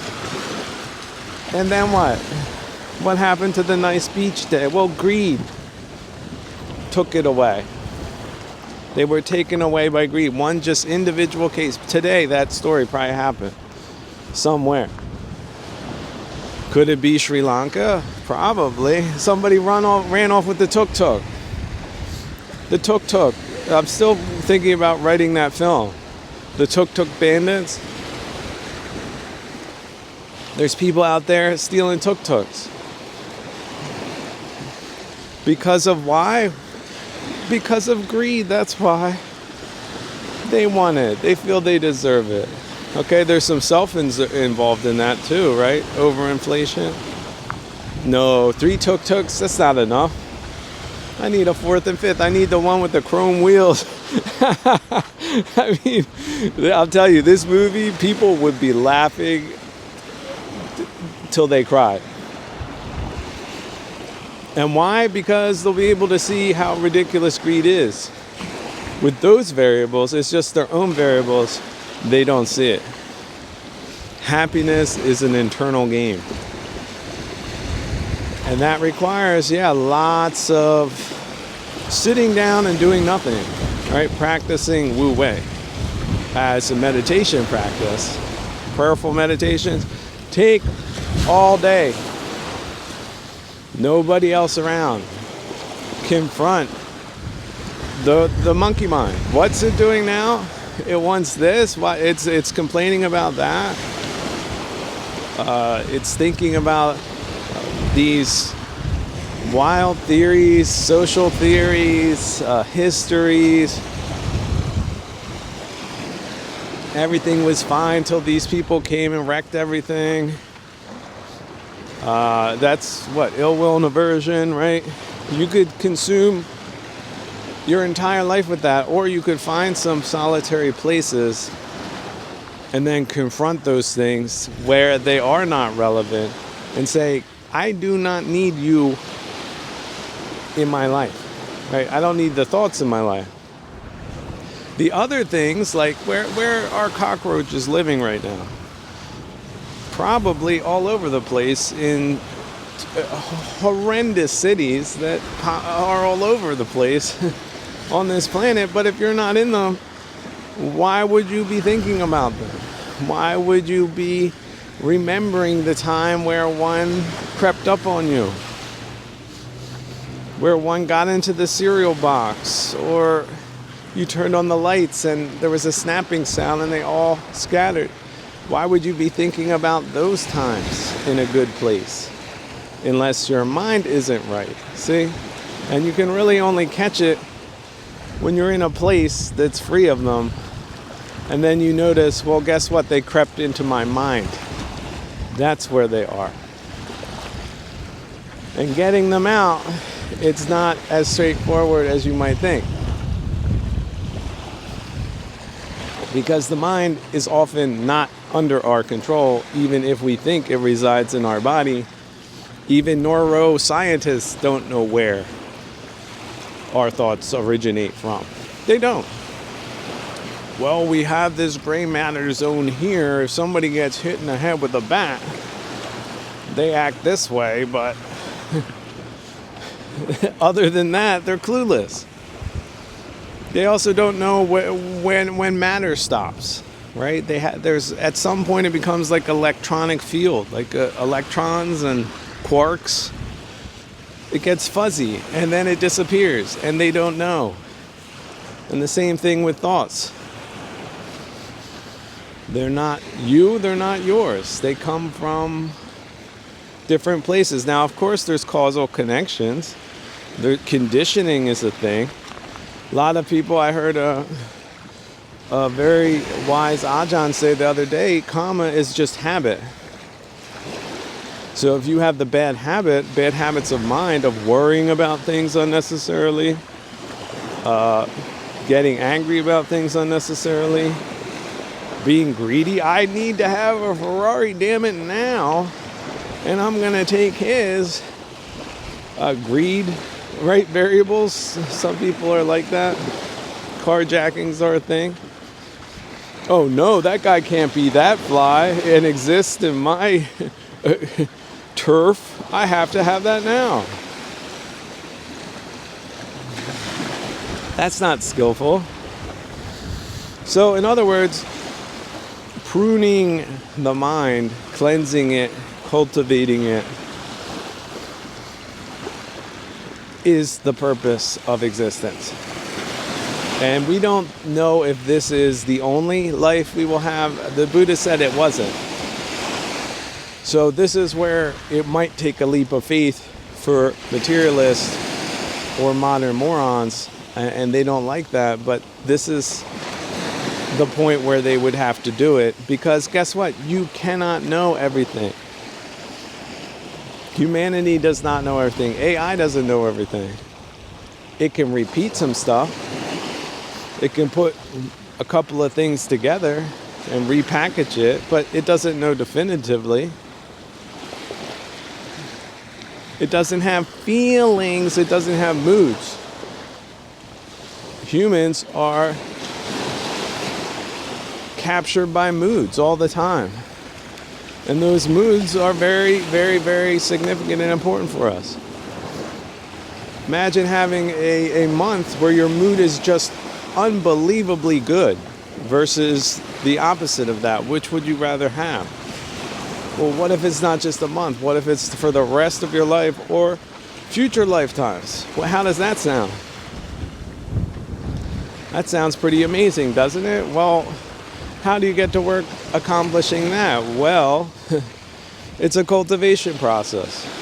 It's an introspective spiritual exercise. And it requires the development of skill and giving yourself the time and the environment to do that. A gymnast, how are you going to become an excellent gymnast without a gymnasium? How are you going to do it? Oh no, the gymnasium's closed because a gang from some foreign country was imported, and now they decide things, and they like to have dog fights in the gymnasium. So they go around, they drive around, they grab dogs off the street, and then they have fighting dogs, and then they bet on how long it will take for them to rip apart a little poodle or, whatever your little pet's name is. So there's no gymnasium there. So how many gymnasts are going to be coming from that area because it's not on offer? None? Now? None? Why? Changing forms and conditions? Things can get worse, even if they were great up until the moment they got worse. Is that how things can work here? So is that what's happened? Right? Since the Dumbocrats, the Frankfurt School, narco nut jobs took over? Is that it? Are they ready to be replaced by something even worse? What could that be? I'm sure they're working on it. But does that sound like winning? Either being around people like that, or situations like that, or my moments like that, or is it somewhere else? Is it in the nooks and crannies of abandoned places where you can be a gymnast of the mind, which is what matters more than being a gymnast of the body? And that you don't have to ask for permission to do that. That you can exercise autonomy on the basis of your existence as a human bipedal creature in this dimension. Yeah, you deserve it. Everyone who even has a smidgen of cultivation would be over the moon happy for you if you were to develop and use these skills for good. And primarily your own good. Yeah, that's the whole thing. You're not out there saving the world, because that is a impossible venture. You're saving yourself, but not a self. You're saving your mind for the good things. You're keeping it open for the good things and keeping it closed for the bad things. Foolish people, no. You have less than a New York minute for them, but they might require more time than that. But as soon as that second is up, and you often engineer things so that their time is drastically reduced in extremely innovative and quick moving, quick paced, flash and dash, mix it up kind of ways that they weren't expecting. Like, how about just leaving and not being findable and things like that? And being self-sufficient and free. Yeah, that does work. They're perplexed. They move on to a next victim, right? They move on with their own little reality force field, and they're going to get the causality of that. Oh, that's spiritual stuff. That's just a bunch of nonsense. Oh, okay. That's what you believe? Okay. If that doesn't work for them, is that your problem? People have all different types of crazy ideas down here. Oh, let's just throw a bunch of people from all around the world that don't get along, never have, lived apart for thousands of years. That's modern moronism. Get with the program. Sure. Does that sound like smart people, good people would do that? But they profess with their pseudo-moralizing spiel that it is a good thing, and everything outside of that is a bad thing. So if you can't see through that paper bag, if you can't punch through that paper bag, you're trapped. But how hard is it to punch through that paper bag? Not very hard. So what does that mean? Is there like a massive tropospheric lie campaign and smear campaign and everything else going on that is sort of a warlike action against peaceful people deluded into thinking they're not being attacked? Is that what we're talking about? Oh my God. Who would do that? Who? Ugh. People that have a double morality? I guess so. Oh, now you have the answer. Can you walk away from it? Why do sometimes people, why are there cannibals, right? Why do people put bones through their nose? Why do people invent the word barbarian? Why? Ask yourself the 5 whys on these things. You'll figure it out. It's not that hard. Nobody has to break it down completely for people. How about this? Don't drink paint. That's a pretty basic one, right? It's nice when it's on certain things, but drinking it, that's not smart. So don't drink that Kool-Aid, right, kid? And if you did and you vomit it out, then keep it out, and keep it out of your mind too, and you'll be all right. And the world is a big place, so don't be around the places that are trashed. And if they're sort of trashed, pick up the trash and put it in the trash can. Right? That's good for you, your immediate environment, and anybody else, and including wildlife that might traverse that area. So there you go. I think it is important to admit that we have been very foolish in our lives. We have done foolish things. We have been too late to some serious engagements, we thought. We weren't pleasing enough in speech in someone's company to elicit a polite response that would have been natural for the other party to do so, had one given them the opportunity to do that. But one came in with different kinds of moods, right? Because that's how human beings operate. How about people just getting angry for no reason? Greedy for no reason? And delusional for no reason. Like, why did you have to think that right now? See my comedy routine. You could spin that into so many different jokes and variables. People would lose their minds laughing because they're looking at themselves. And why? Because they're seeing it vicariously through you that experienced it exactly the same way or almost worse. More embarrassing. More ridiculous, more outrageous, more whatever, violent at times. So how about taking the 12 motor motorboat out for a spin in the middle of the night? Because surely that's easy to do.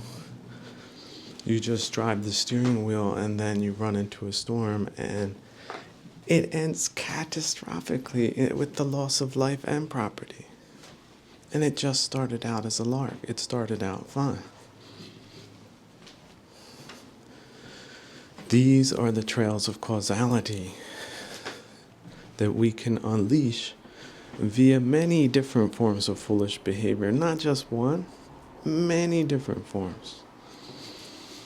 For many people, going to work is one of their chief foolish habits, but they feel like they can't stop doing that because they don't see any other way. They say this. They say this to others. They say this to themselves. They're essentially blind. They don't see a way, so they don't change. And then they remain in that bad habit. Now, I don't want to disparage work per se. Many people, I'm constantly amazed at the people who are engaged in very meaningful activities, no matter how small they might be. The gardener, the steward, the honest police officer, the accountant, right? The dentist, the grocer, the restaurateur, so on and so forth. Just lots of little meaningless jobs, right? That do add up to massive amounts of meaning and merit, not just in their lives, but in the lives of all those people that they've touched so lovingly and also so dispassionately and so vicariously. That is meaningful, that it can be a meaning of life in a social sense, working towards the common good, right? But our standards are also to be kept very high, and our minds very free from all unvirtuous thinking and acting. Why? Well, because it leads to bad results. That's why. No other real reason. And the people who are virtuous, they benefit primarily from the practice, period. Hands down, pricelessly rewarded in this life and the lives to come, because they're not being aggravated by the kilesas, because they're not triggering that, they're not handing them the reins of their lives. They're snatching them back every time. Sometimes only halfway. Some people fall out of the chariot and are being dragged and will not let go once they know. But if we are ignorant of these things, dear friends, can they not take the reins and drive our lives to ruin and our moods? Can you not admit this point? Will you stop? Will you only go so far and not admit that? Why stop there? Admit it. And do these things not matter to us? Or are they of the most significant for us? Right here, right now, yes, your mood. It's the most significant thing. It's life itself. Some say it can be eternal life. Eternal hell, yes. Eternal heaven as well. So why not turn your eyes from all of these worldly matters for at least 5 minutes a day? You might not be able to do it for more than that. That's okay. It's a beginning.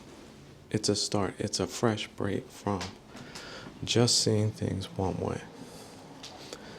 In many people's cases, it's the foolish way. Yes, it is. In 10 years' time, you'll look back and say, look, this passion, greed, ill will, delusion, it wasn't worth my time. I'm so glad I got my time back. That I label things as unwholesome. And when it comes up, I just drop it immediately, no matter what I'm doing. I'm hammering a nail, it comes up, I'll drop the hammer. I'll walk away. That does not meet my OSHA requirements for spiritual hygiene. It doesn't. I'm not continuing any train of thought, any line of thought that is in any way unwholesome. Yes, I am dropping it right now because right now is all we have. We only have right nows. And having the theory and not having the practice, that is a weak hell. That's halfway there. That's not even close to there. But being there is saying, yeah, I am dropping it, and then doing that. And then you can say with a surety of one day, I don't think about that person in the evening, in the morning, in the afternoon. I don't think about them from Wednesday to Sunday. Wednesday to Wednesday, month to month, year by year. Because I'm being an honest witness that no. And why? Not because the thought didn't want to come back. It wanted to break down my door, right, with a bazooka.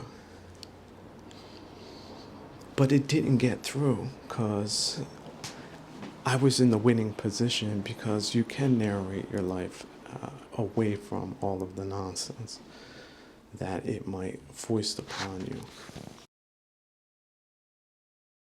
So we're not talking about expressing or building upon denunciations, but rather renunciations and also reform and redemption, right? The Redeemer, redemption, redeeming ourselves. Is that what a very best friend would suggest for you? Not the one that wants you, hooked on crack, right? The other one. Your very best friend that you could possibly imagine, what would he advise you do? He would, of course, tell you what I just said. So why wouldn't you listen and follow his best meaning advice?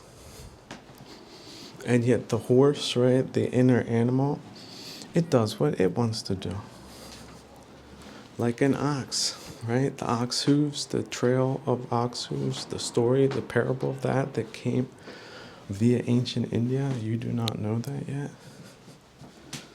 You do not see that? How can it work for you if you are blind? Teaching the blind to paint with spiritual colors, masterpieces that do not have their equivalent in worldly expressions, that you get to experience because you get there. Why would someone try to say that practice is in some way? Okay, it has that, but it has those other things we don't. Why would you put those other things in the way of something as magnificent as that? Should an art museum filled with priceless treasures of just a fraction of what I just described be worth it to you versus having it yourself? It's just because certain voices and sounds may make themselves loud do not mean that they should be dominant. You can have loud sounds like loud machine sounds that nobody likes, but they have to listen to because it's a residual side effect of something. that might be useful, but if it isn't, then it's truly terrible, isn't it? But if it did have a use,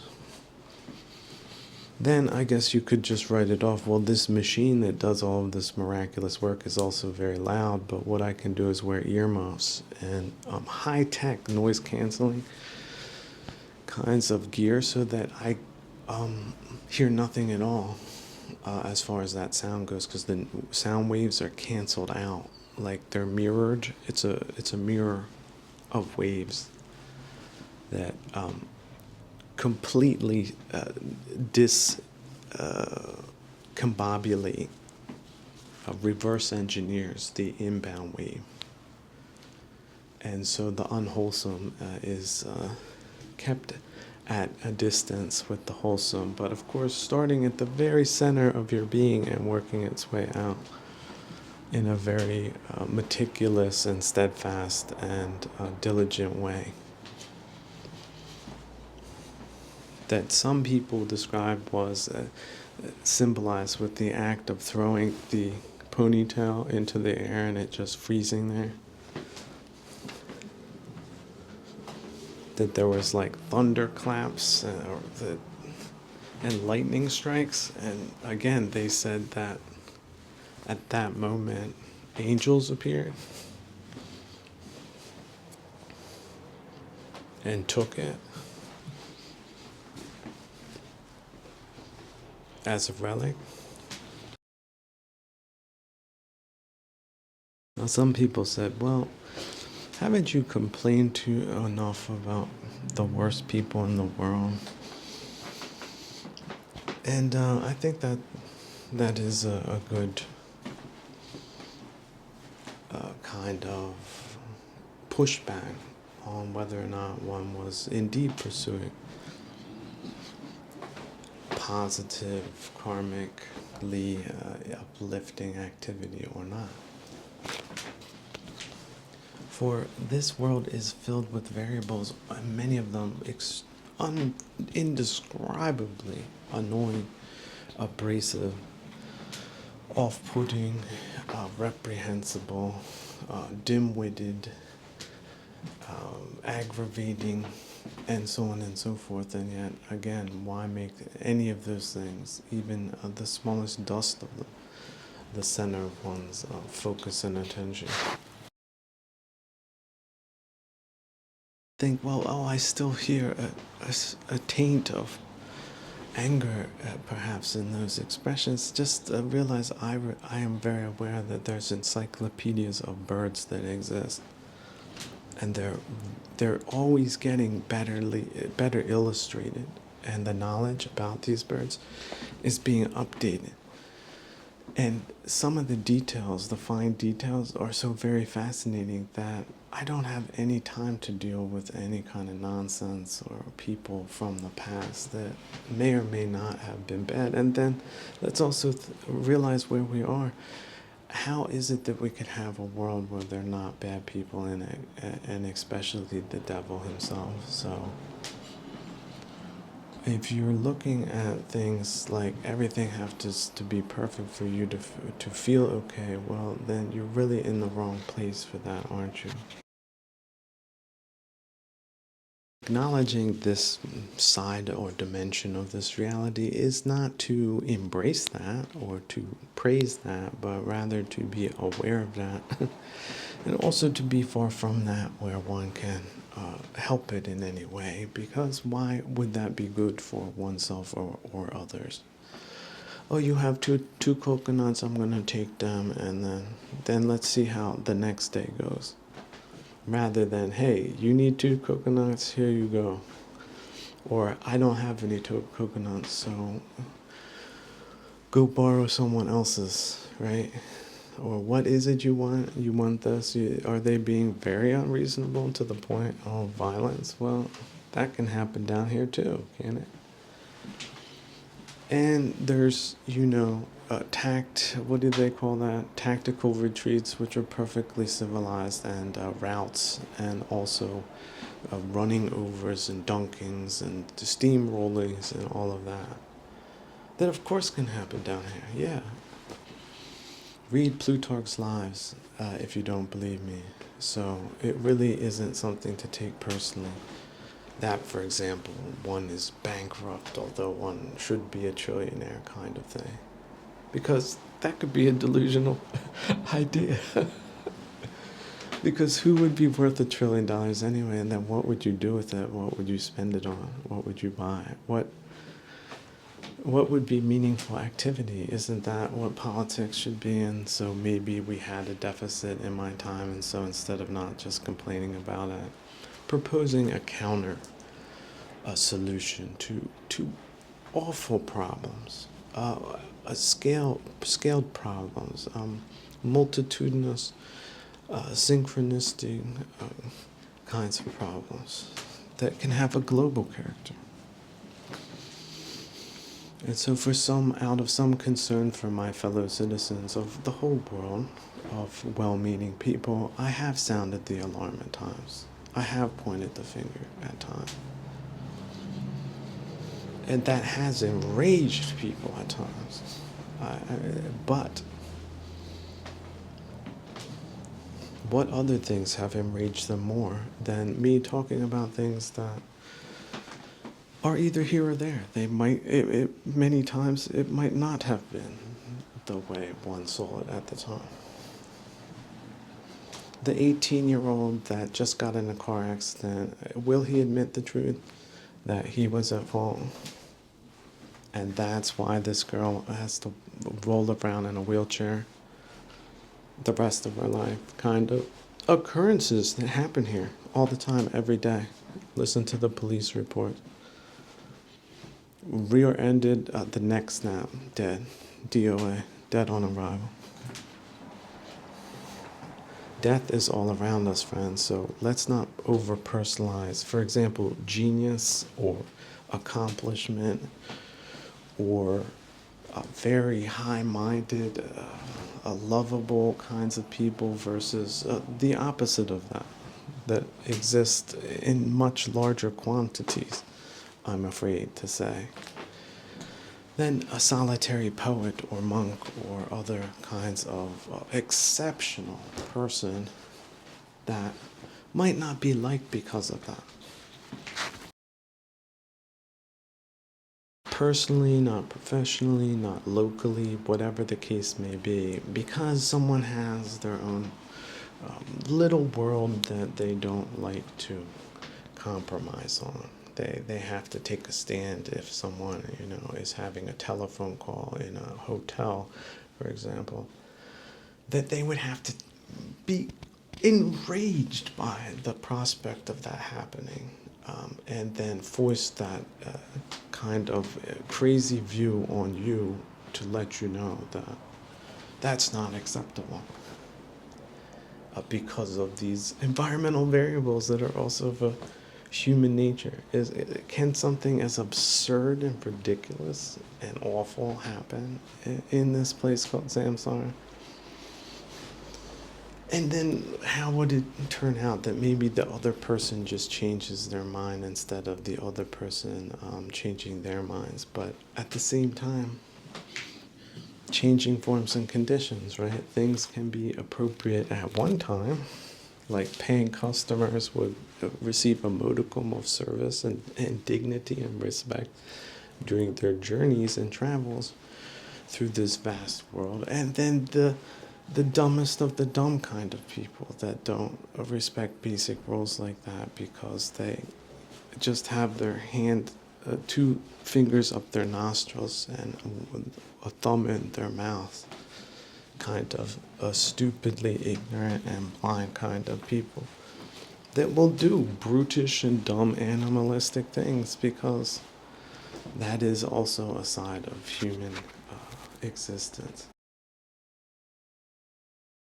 And yet again, however aggravating one or another things might be, the returning to it is the problem. The letting it go is the solution, because then again, if these things can happen, then what would be the problem with a persona that can acknowledge that these things happen as variables and then also let that go because of the dukkha of the universe? Space dukkha, right? There's the final resolution to the matter. I like to end an argument. I pull that card out.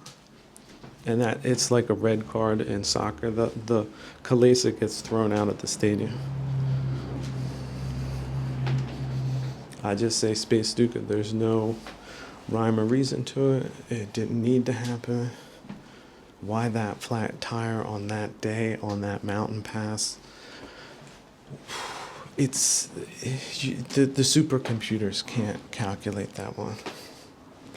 And a lot of our variables are like that. So we can also let them go like Space Duca, right? Like meteors through the sky. Because they do hit some people. Some people are just hysterical about the fear of being hit by a meteor. They do exist. They lock themselves. They go into caves and bunkers and stuff like that. And they're always peering out with skeptical, doubtful view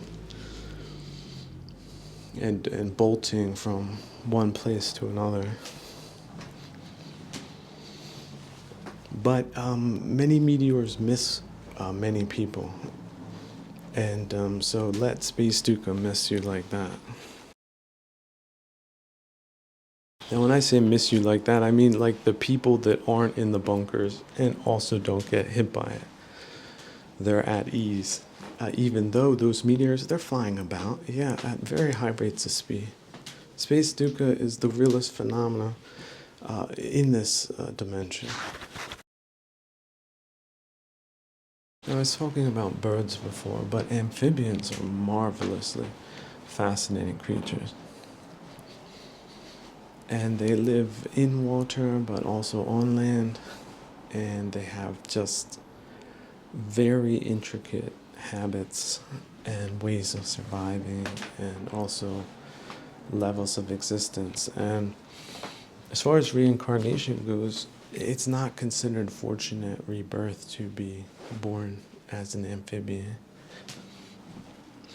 And the more you study them and you study the similes between human beings and their, what do they call it, limbic brain or something like that, the reptilian brain, the more you can see how people can make or have gut reactions, especially if they have overinflated cells to self-deflating kinds of interactions that they react in childishly, horribly, misguidedly, and narcissistic kinds of ways.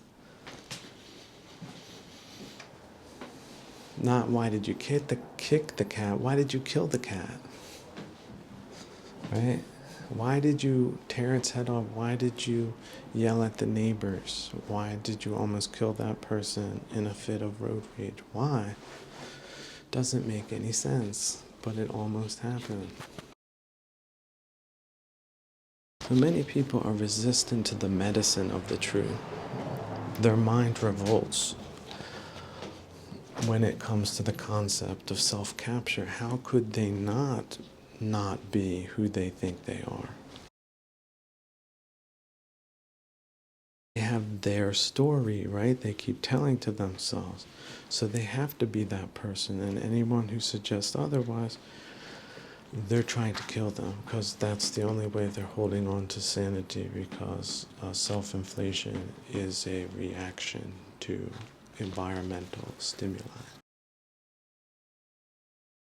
Now, self-inflation per se is not bad, but if it hardens down on delusional narratives, then it makes it that much harder to let those things go without feeling panic that one is being attacked, when in fact it is just a recommendation to let go of unwholesome things, including rage and anger and ill will towards others.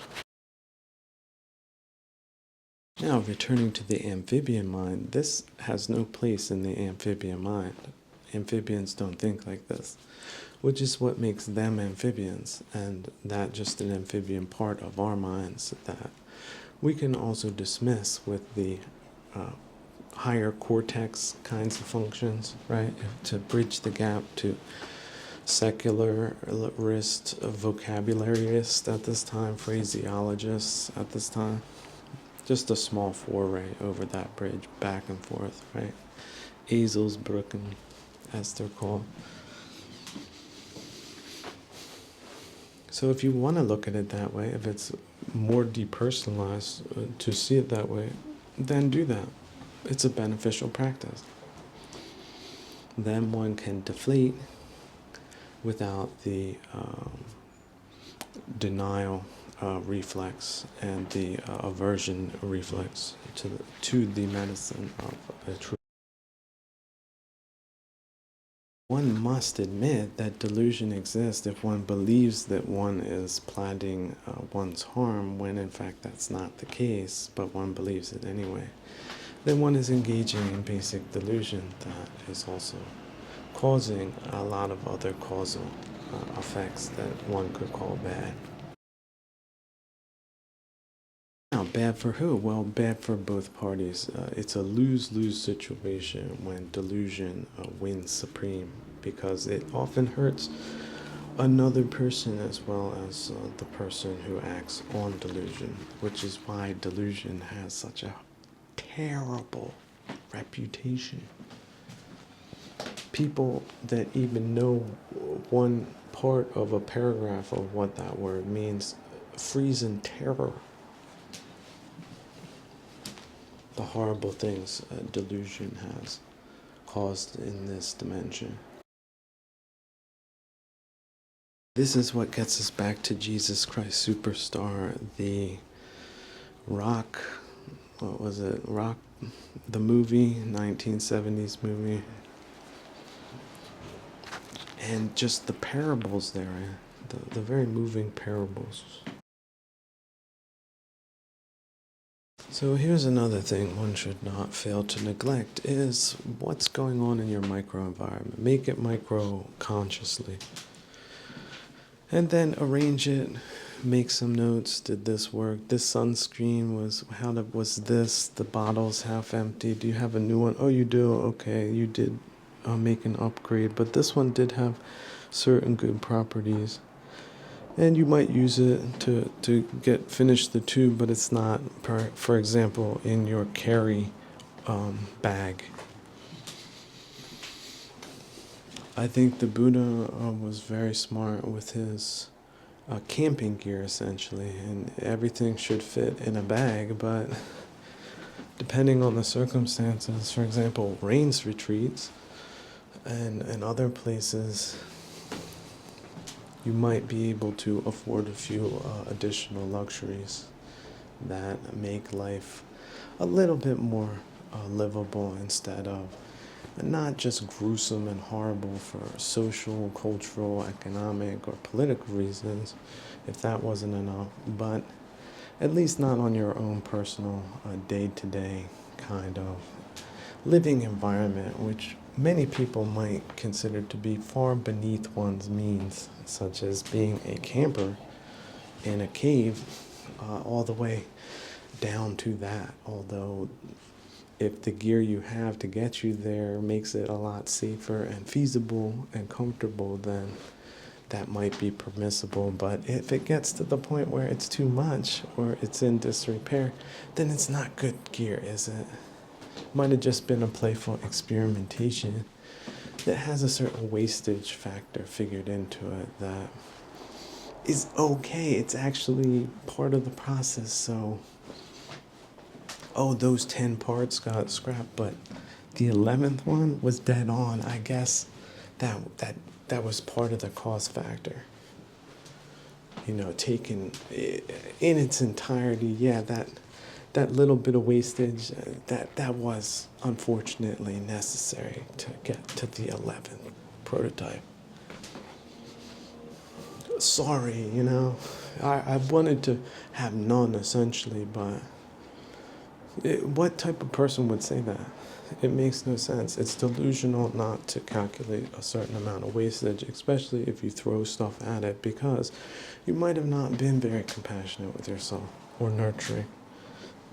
nurturing, a better word, up until then. So you might have to overdo it. You might have to juice the fertilizer a little bit and play with the calculus a little bit to make it a little bit juicier so that one is not surviving on a bean, as they say. As far as social so-called standing goes, no, there's not really a social standing that one can attribute to one's living quarters per se.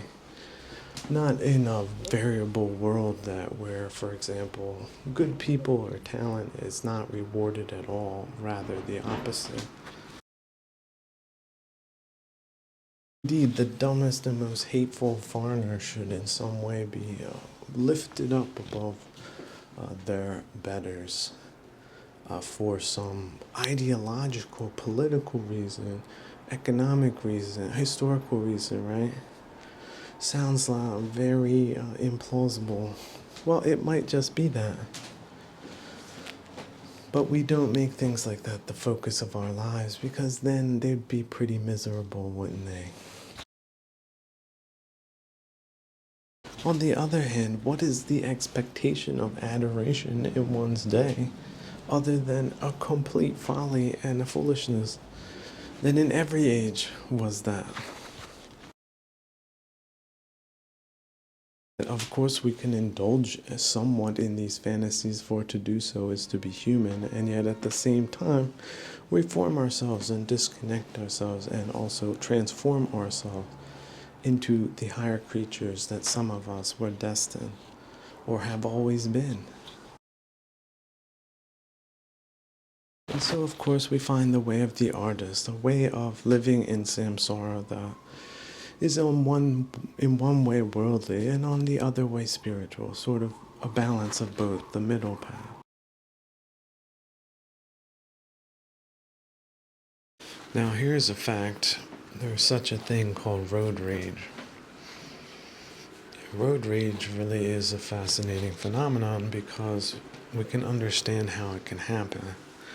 But for the people that succumb to real road rage and get out of their car and then attack someone else and perhaps even kill them, you can see how the kilesas can escalate on skillfulness and then realize that many times that the person who is getting enraged is usually enraged by a delusion. For example, they think that the driver is intentionally trying to provoke them, and they're under a lot of pressure because they have to get to this place and that place, and they take their schedule very seriously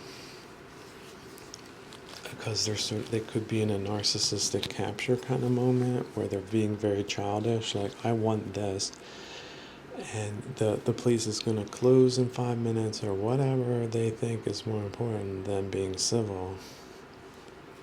They don't have their emotions under control, right? They talk themselves into it. They work themselves up about something.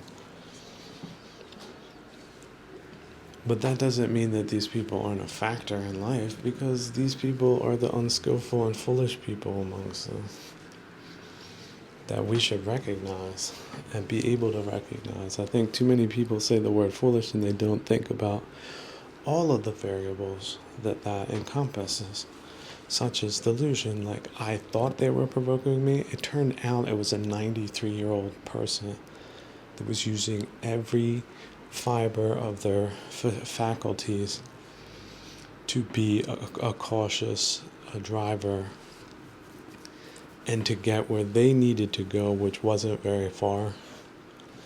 But the other side thought it was a deliberate provocation and talked themselves into murder, essentially. Murder of an innocent and probably a very good person that had lots of different family members that were very attached to all of their good deeds, and then found out that someone killed them due to road rage. That was the explanation they got. And that's when they started to ponder the phenomena and then see wider applications, like as how people get angry, essentially. It's just the road that's changed, the method that's changed, the proximity and conduct of those things. is so highly visible because they're so outrageous that one would wonder, how could a driver of a vehicle, which is very complex, motors, carburetors, brakes, hydraulics, electronics, highly complex, who can fix their car? Raise your hand. Let me see all these smart women out there. How many of you can fix your car of anything? You know, one or two of them will probably raise their hand like, yeah, sure I can. It's going to take them a long time to learn from what they know. And they might not have enough time in this lifetime to learn it, or anyone else. So quick-witted people might recognize the limitations and stay within them and be okay with that. The Buddha's foot was crushed by Devadatta. He knew all about human limitations. He knew about healing processes. He knew about the middle path. He was the champion of it. And yet today we try to redefine the middle path to be this and not that, but it really does depend on where one is, because that's where one must begin. And there's a lot of comic theory that can go into explaining that with a small dash of fatalism too. A strong dash of it, just to cleanse the air a little bit, keep things moving and distinct and disinfected and stuff of that nature, to stay totally neutral and clear about surgically removing kilesas. But it's better to not let them start circuitous, habitus, or habit building ways of seeing things that lead to anger. Anger is a disease, and it is often based on delusion, misperception, taking this point of view instead of that point of view, taking the unenlightened point of view instead of the enlightened point of view. The enlightened point of view is we will or can all die at any moment, for any reason, anywhere, at any time. So if that's not the ultimate changing forms and conditions, it is, and our moods change. So why should we be in less of control of our moods and feelings and perceptions than a road rage people have control of their emotions versus their vehicles? They have their vehicles under control. Some of them are very skilled drivers, very aggressive, take a lot of risks, do things other normal people can't do, but they probably wouldn't have done it that way. And then that ego inflation, again, can lead down to terrible consequences for oneself and others if one is out of control, like a vehicle. So mind control is really helpful, but it should be used in a non-manipulative way, such as one that a very best friend would recommend for you. The bestest friend that might not know everything all the time, but might figure some few things out if it's worth it enough, which it should be if that's what a best friend is. Your own best friend. Yet don't let yourself sleep out under a bush and freeze to death. Don't end up that way. Stop yourself far long before that. But on the other hand, maybe it was necessary. Maybe Space Duke crushed the house, and so not having enough skills, one didn't survive this life. But that doesn't have to be everyone. It's a new day, and every attempt is a new attempt. The mood was victorious the last hour, but this hour I'm going to throw a whole different bunch of combinations at this mood. I'm going to do a foot sweep, right? I'm going to hold like the hand and then come back, and with the foot sweep I'm going to come at this mood from an angle it never thought was possible. And that's how I'm going to defeat it. Because these moods, like I said, anger, once you see them and you can understand the variations they can take, you can also disavow yourself of them and rein in the sense of anger, even if one is being deliberately angered for different perverted space duca kind of reasons, right? Maybe the world isn't out to get you, okay? Maybe it really is what can happen when you get 1,000 people. The dumbest one of them has to be rubbed up against somebody, right?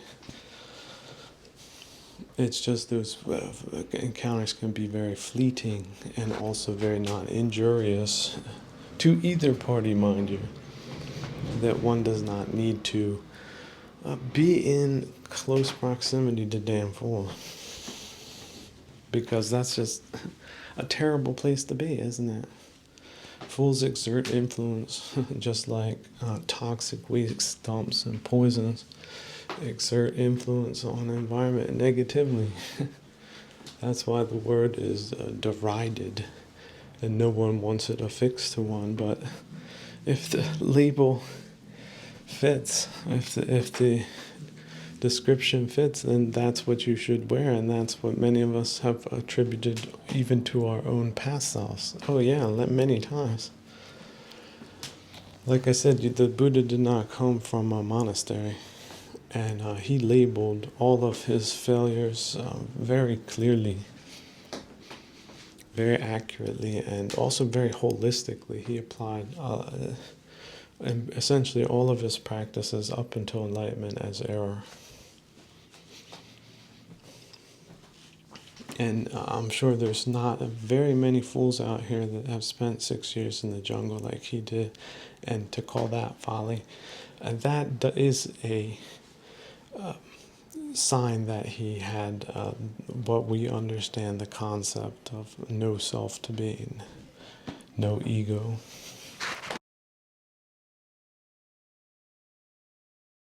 He's not only the premier practitioner for humanity as a living example, but he was a theoretician too. He was deeply theoretical. He was extremely abstract. He was abstract beyond a Patujuna's understanding of abstraction. And he had really damn fools coming to him, asking him a lot of questions, causing problems and all of that. And they all ended very, very badly. Like legendarily, buffoonishly wrong for them.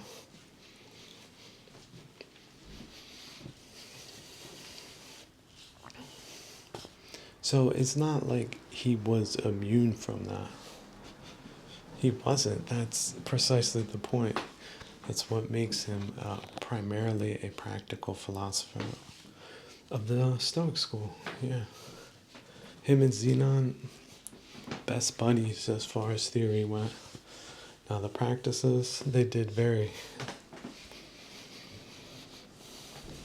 But changing forms and conditions, this kind of wisdom came about via a very circuitous way, having been lost for centuries. And misunderstood. It's always misunderstood in every generation. Sometimes more, sometimes less. In the old days, they had very wrong perceptions in some places about these teachings. They had the wrong words. They had mistranslations. They had gaping holes because so much had been lost. That many of them, they didn't get very far. Their map said that the carburetor should be connected to the spark plug case and then connected to the windshield wipers or something. And they got it all terribly wrong, even the masters of them. And you would have to be a master. You would have to be linguistically exceptional yourself to understand even a fraction of any of this. Just 1/100,000th of this. To understand that is to be a different person. than common.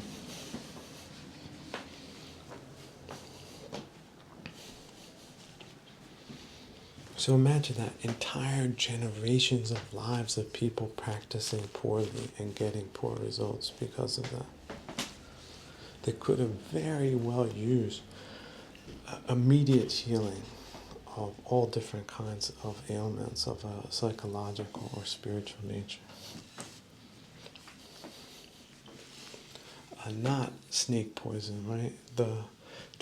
One with the best reputation worldwide for over 2,600 years and counting, massively appreciated in places, even just the little parts that work, not the entirety of the thing itself, the working model.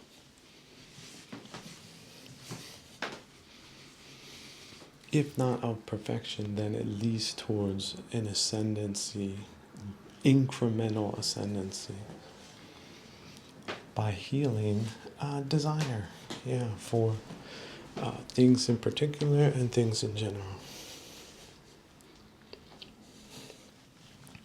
Now, of course, we do not eliminate that entirely, but for those of you that might have two desires more than you need, which is making you miserable, but shedding those two desires, just two, they have miraculous consequences on people's lives. Just beautifully impactful, reassuring, transforming, reconfiguring kinds of effects that people need in their lives from time to time to heal from a terrible misperceptions of this or that thing. That's not to say one was all wrong. The Buddha was not all wrong when he was going through his rigorous experimentations to find enlightenment. And so all of us must go through these periods of transformation, and they might just never last one's entire life if one is close to the principles that he understood, such as changing forms and conditions. Externally, internally, dynamically, but cultivatedly, so that we tend towards less stimulation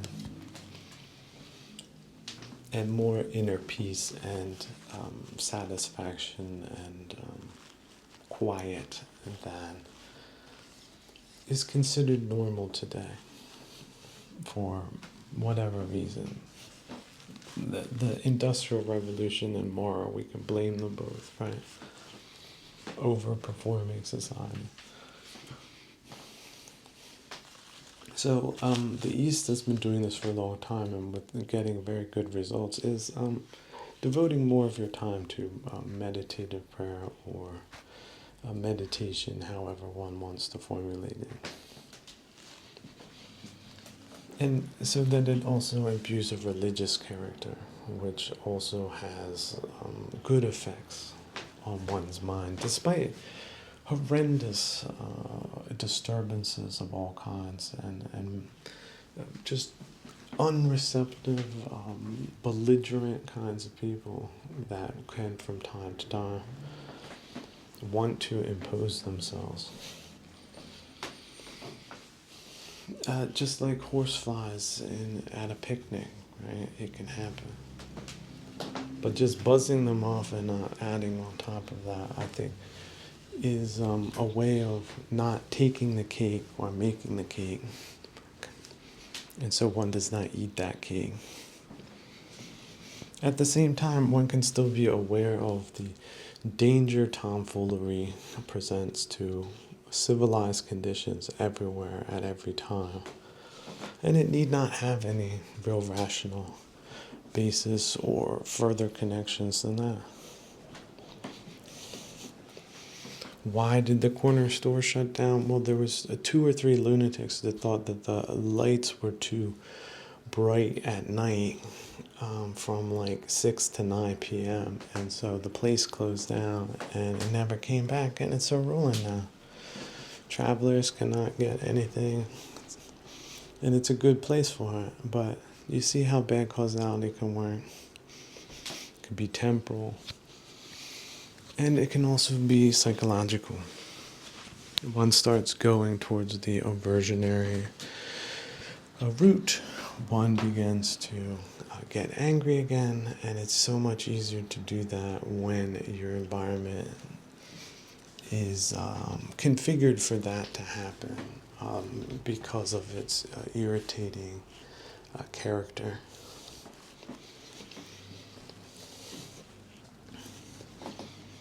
Such as, again, perhaps being in some place in Asia Minor where you have a bunch of temples, but it's all trashed and the whole place is of a different culture because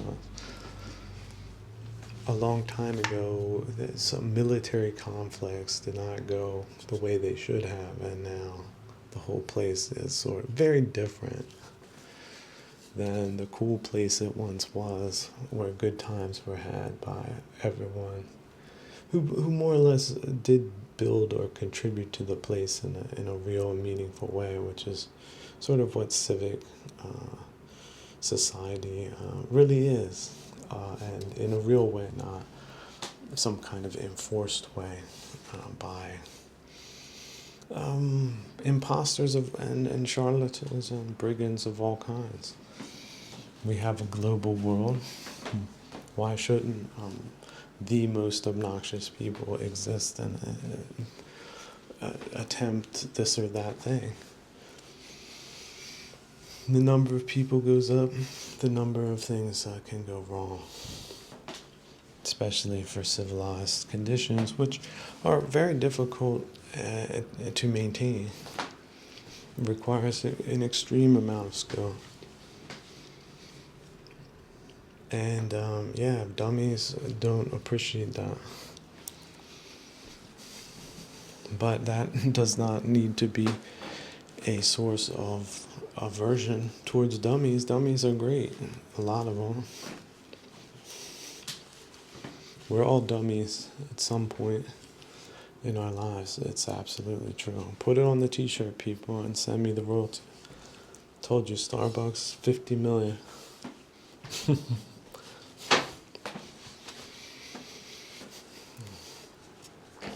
See how people can just move into the pathogenistic mindset? Now, sometimes it's good, sometimes it isn't. If it's civil society, people would say, yeah, I'll take that bet. It sounds like a great idea. And then they do it, and maybe they don't even send the royalty. They send something else instead, right? Like respect. Something one cannot purchase. They say it has to be earned, but these people don't really have enough respect to give in the first place because they don't have it themselves. So they want some type of perpetual mill where you're trying to prove yourself to be worthy to people that might not be on your level to begin with. But won't admit that because that would be painful for them to do.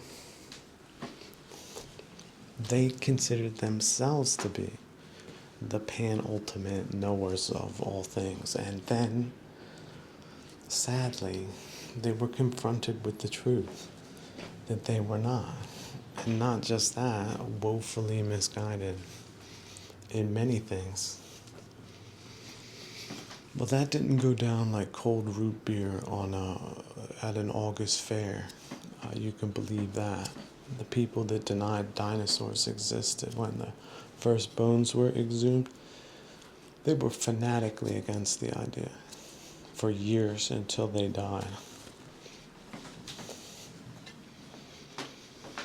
So if you don't think that misguided people have a whole toolbox of things they can and will do to make things terrible for other people, then you have not really understood the full dimensionality of samsara.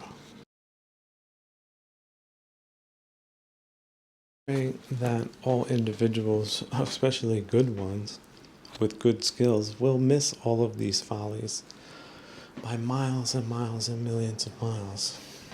Because the people hearing this in different places, that's where they are.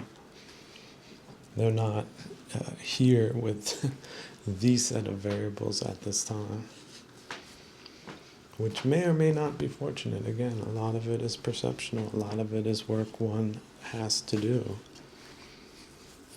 that one did not think one needed to do until it became evident, and then one had to admit it. That's how you get over denial. One crazy piece of self at a time. But you do have to chop it up. You have to chew it up. You have to taste it. You have to digest it. That's what's put on top of all that denial. That's what wraps denial. The thing in denial is a defense mechanism. It's a defense mechanism because one feels attacked, but it's a self that's being attacked that is in fact delusional.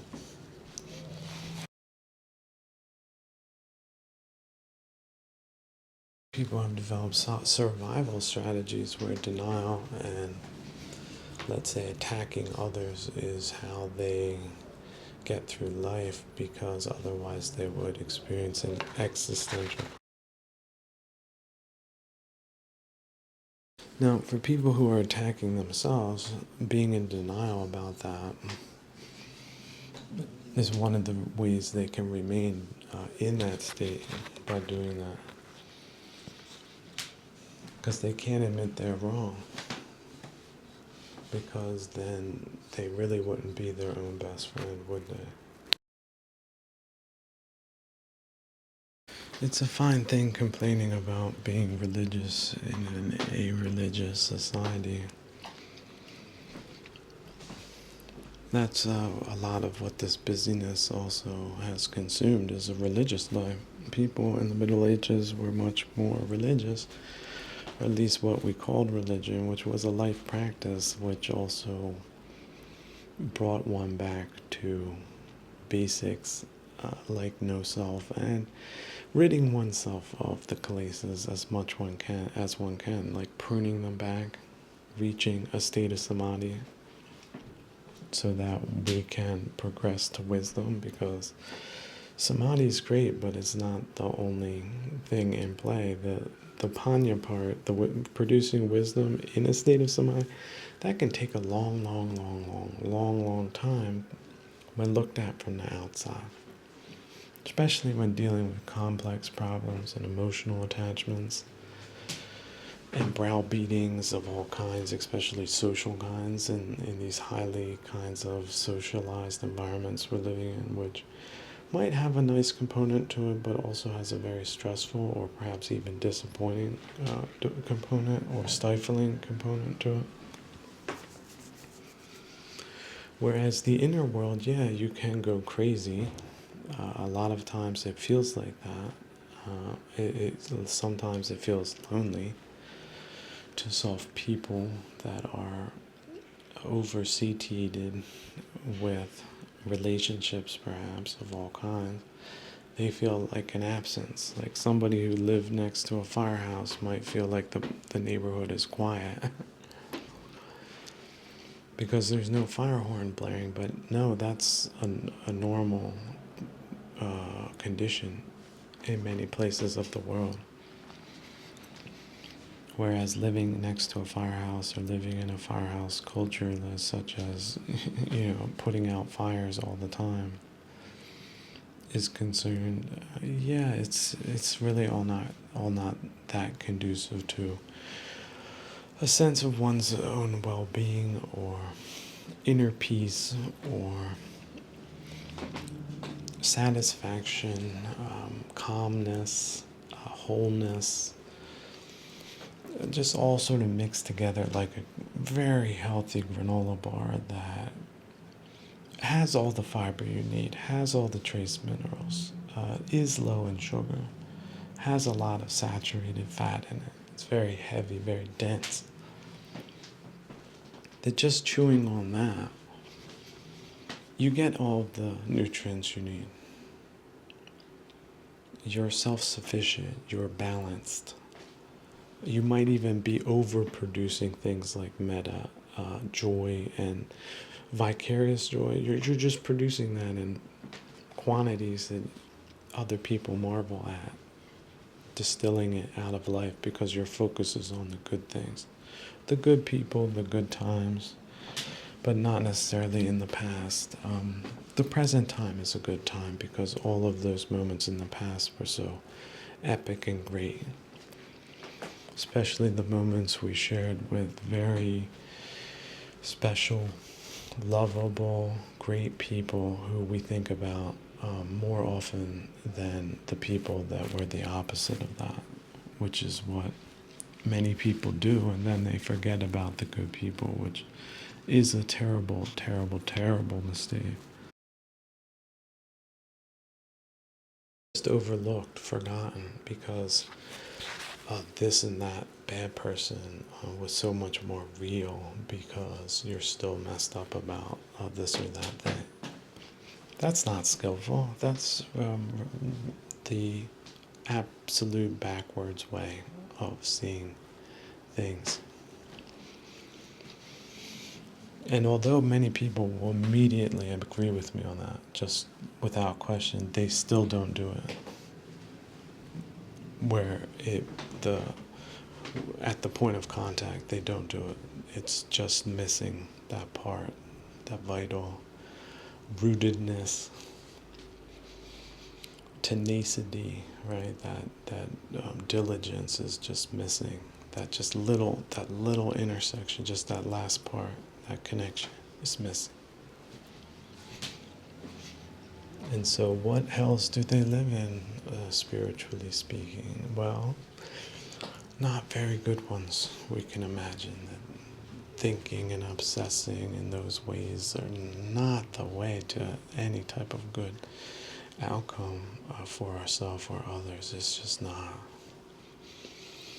Right? Taking a brick and smashing your foot with it, it's not a good practice. It's very counterproductive. It's very injurious. It's so unnecessary. Why do people do it? Why? Why do they keep doing it? Why do you keep doing it? So no denial, right? No defensive mechanism. Just why? Catch yourself and stop doing it. See, and this is the thing. We don't have to answer why first. Just catch yourself doing it and stop doing it. Unwholesome thoughts, that's it. Recognition and injection. Comes back 10 minutes later, 20 minutes later, same reaction. It happens 1,000 times. Well, guess what? On the 1,001st time, it doesn't happen. Or even if it does, it's just like I said, a mild annoyance. A fly buzzes in the room, buzzes out. You shoo it away. Get into the practice of that. Those flies will stay away. Those particular ones, the stinging ones. And you're mildly watching out for them, like you have one eye to the airspace, like just head on a swivel kind of thing every once in a while. If they entered the room, you can shoo them out faster if you adopt an aggressive strategy and not wait until it bites you. Remember, flies are one thing, but kilesas are another. And if one bites you at the wrong time, in the wrong place, it can lead to a terrible infection.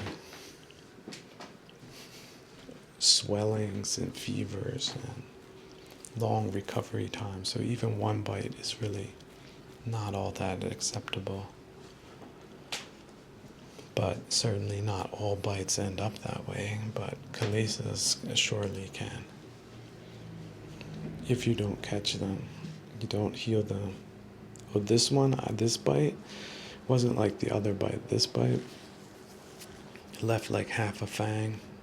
If you took a microscope, you could see it, and then you had to like apply some outward pressure and then some, again, isopropyl alcohol. That helped a lot. It burned like hell though, but it's still what I use because that's how I know it's working.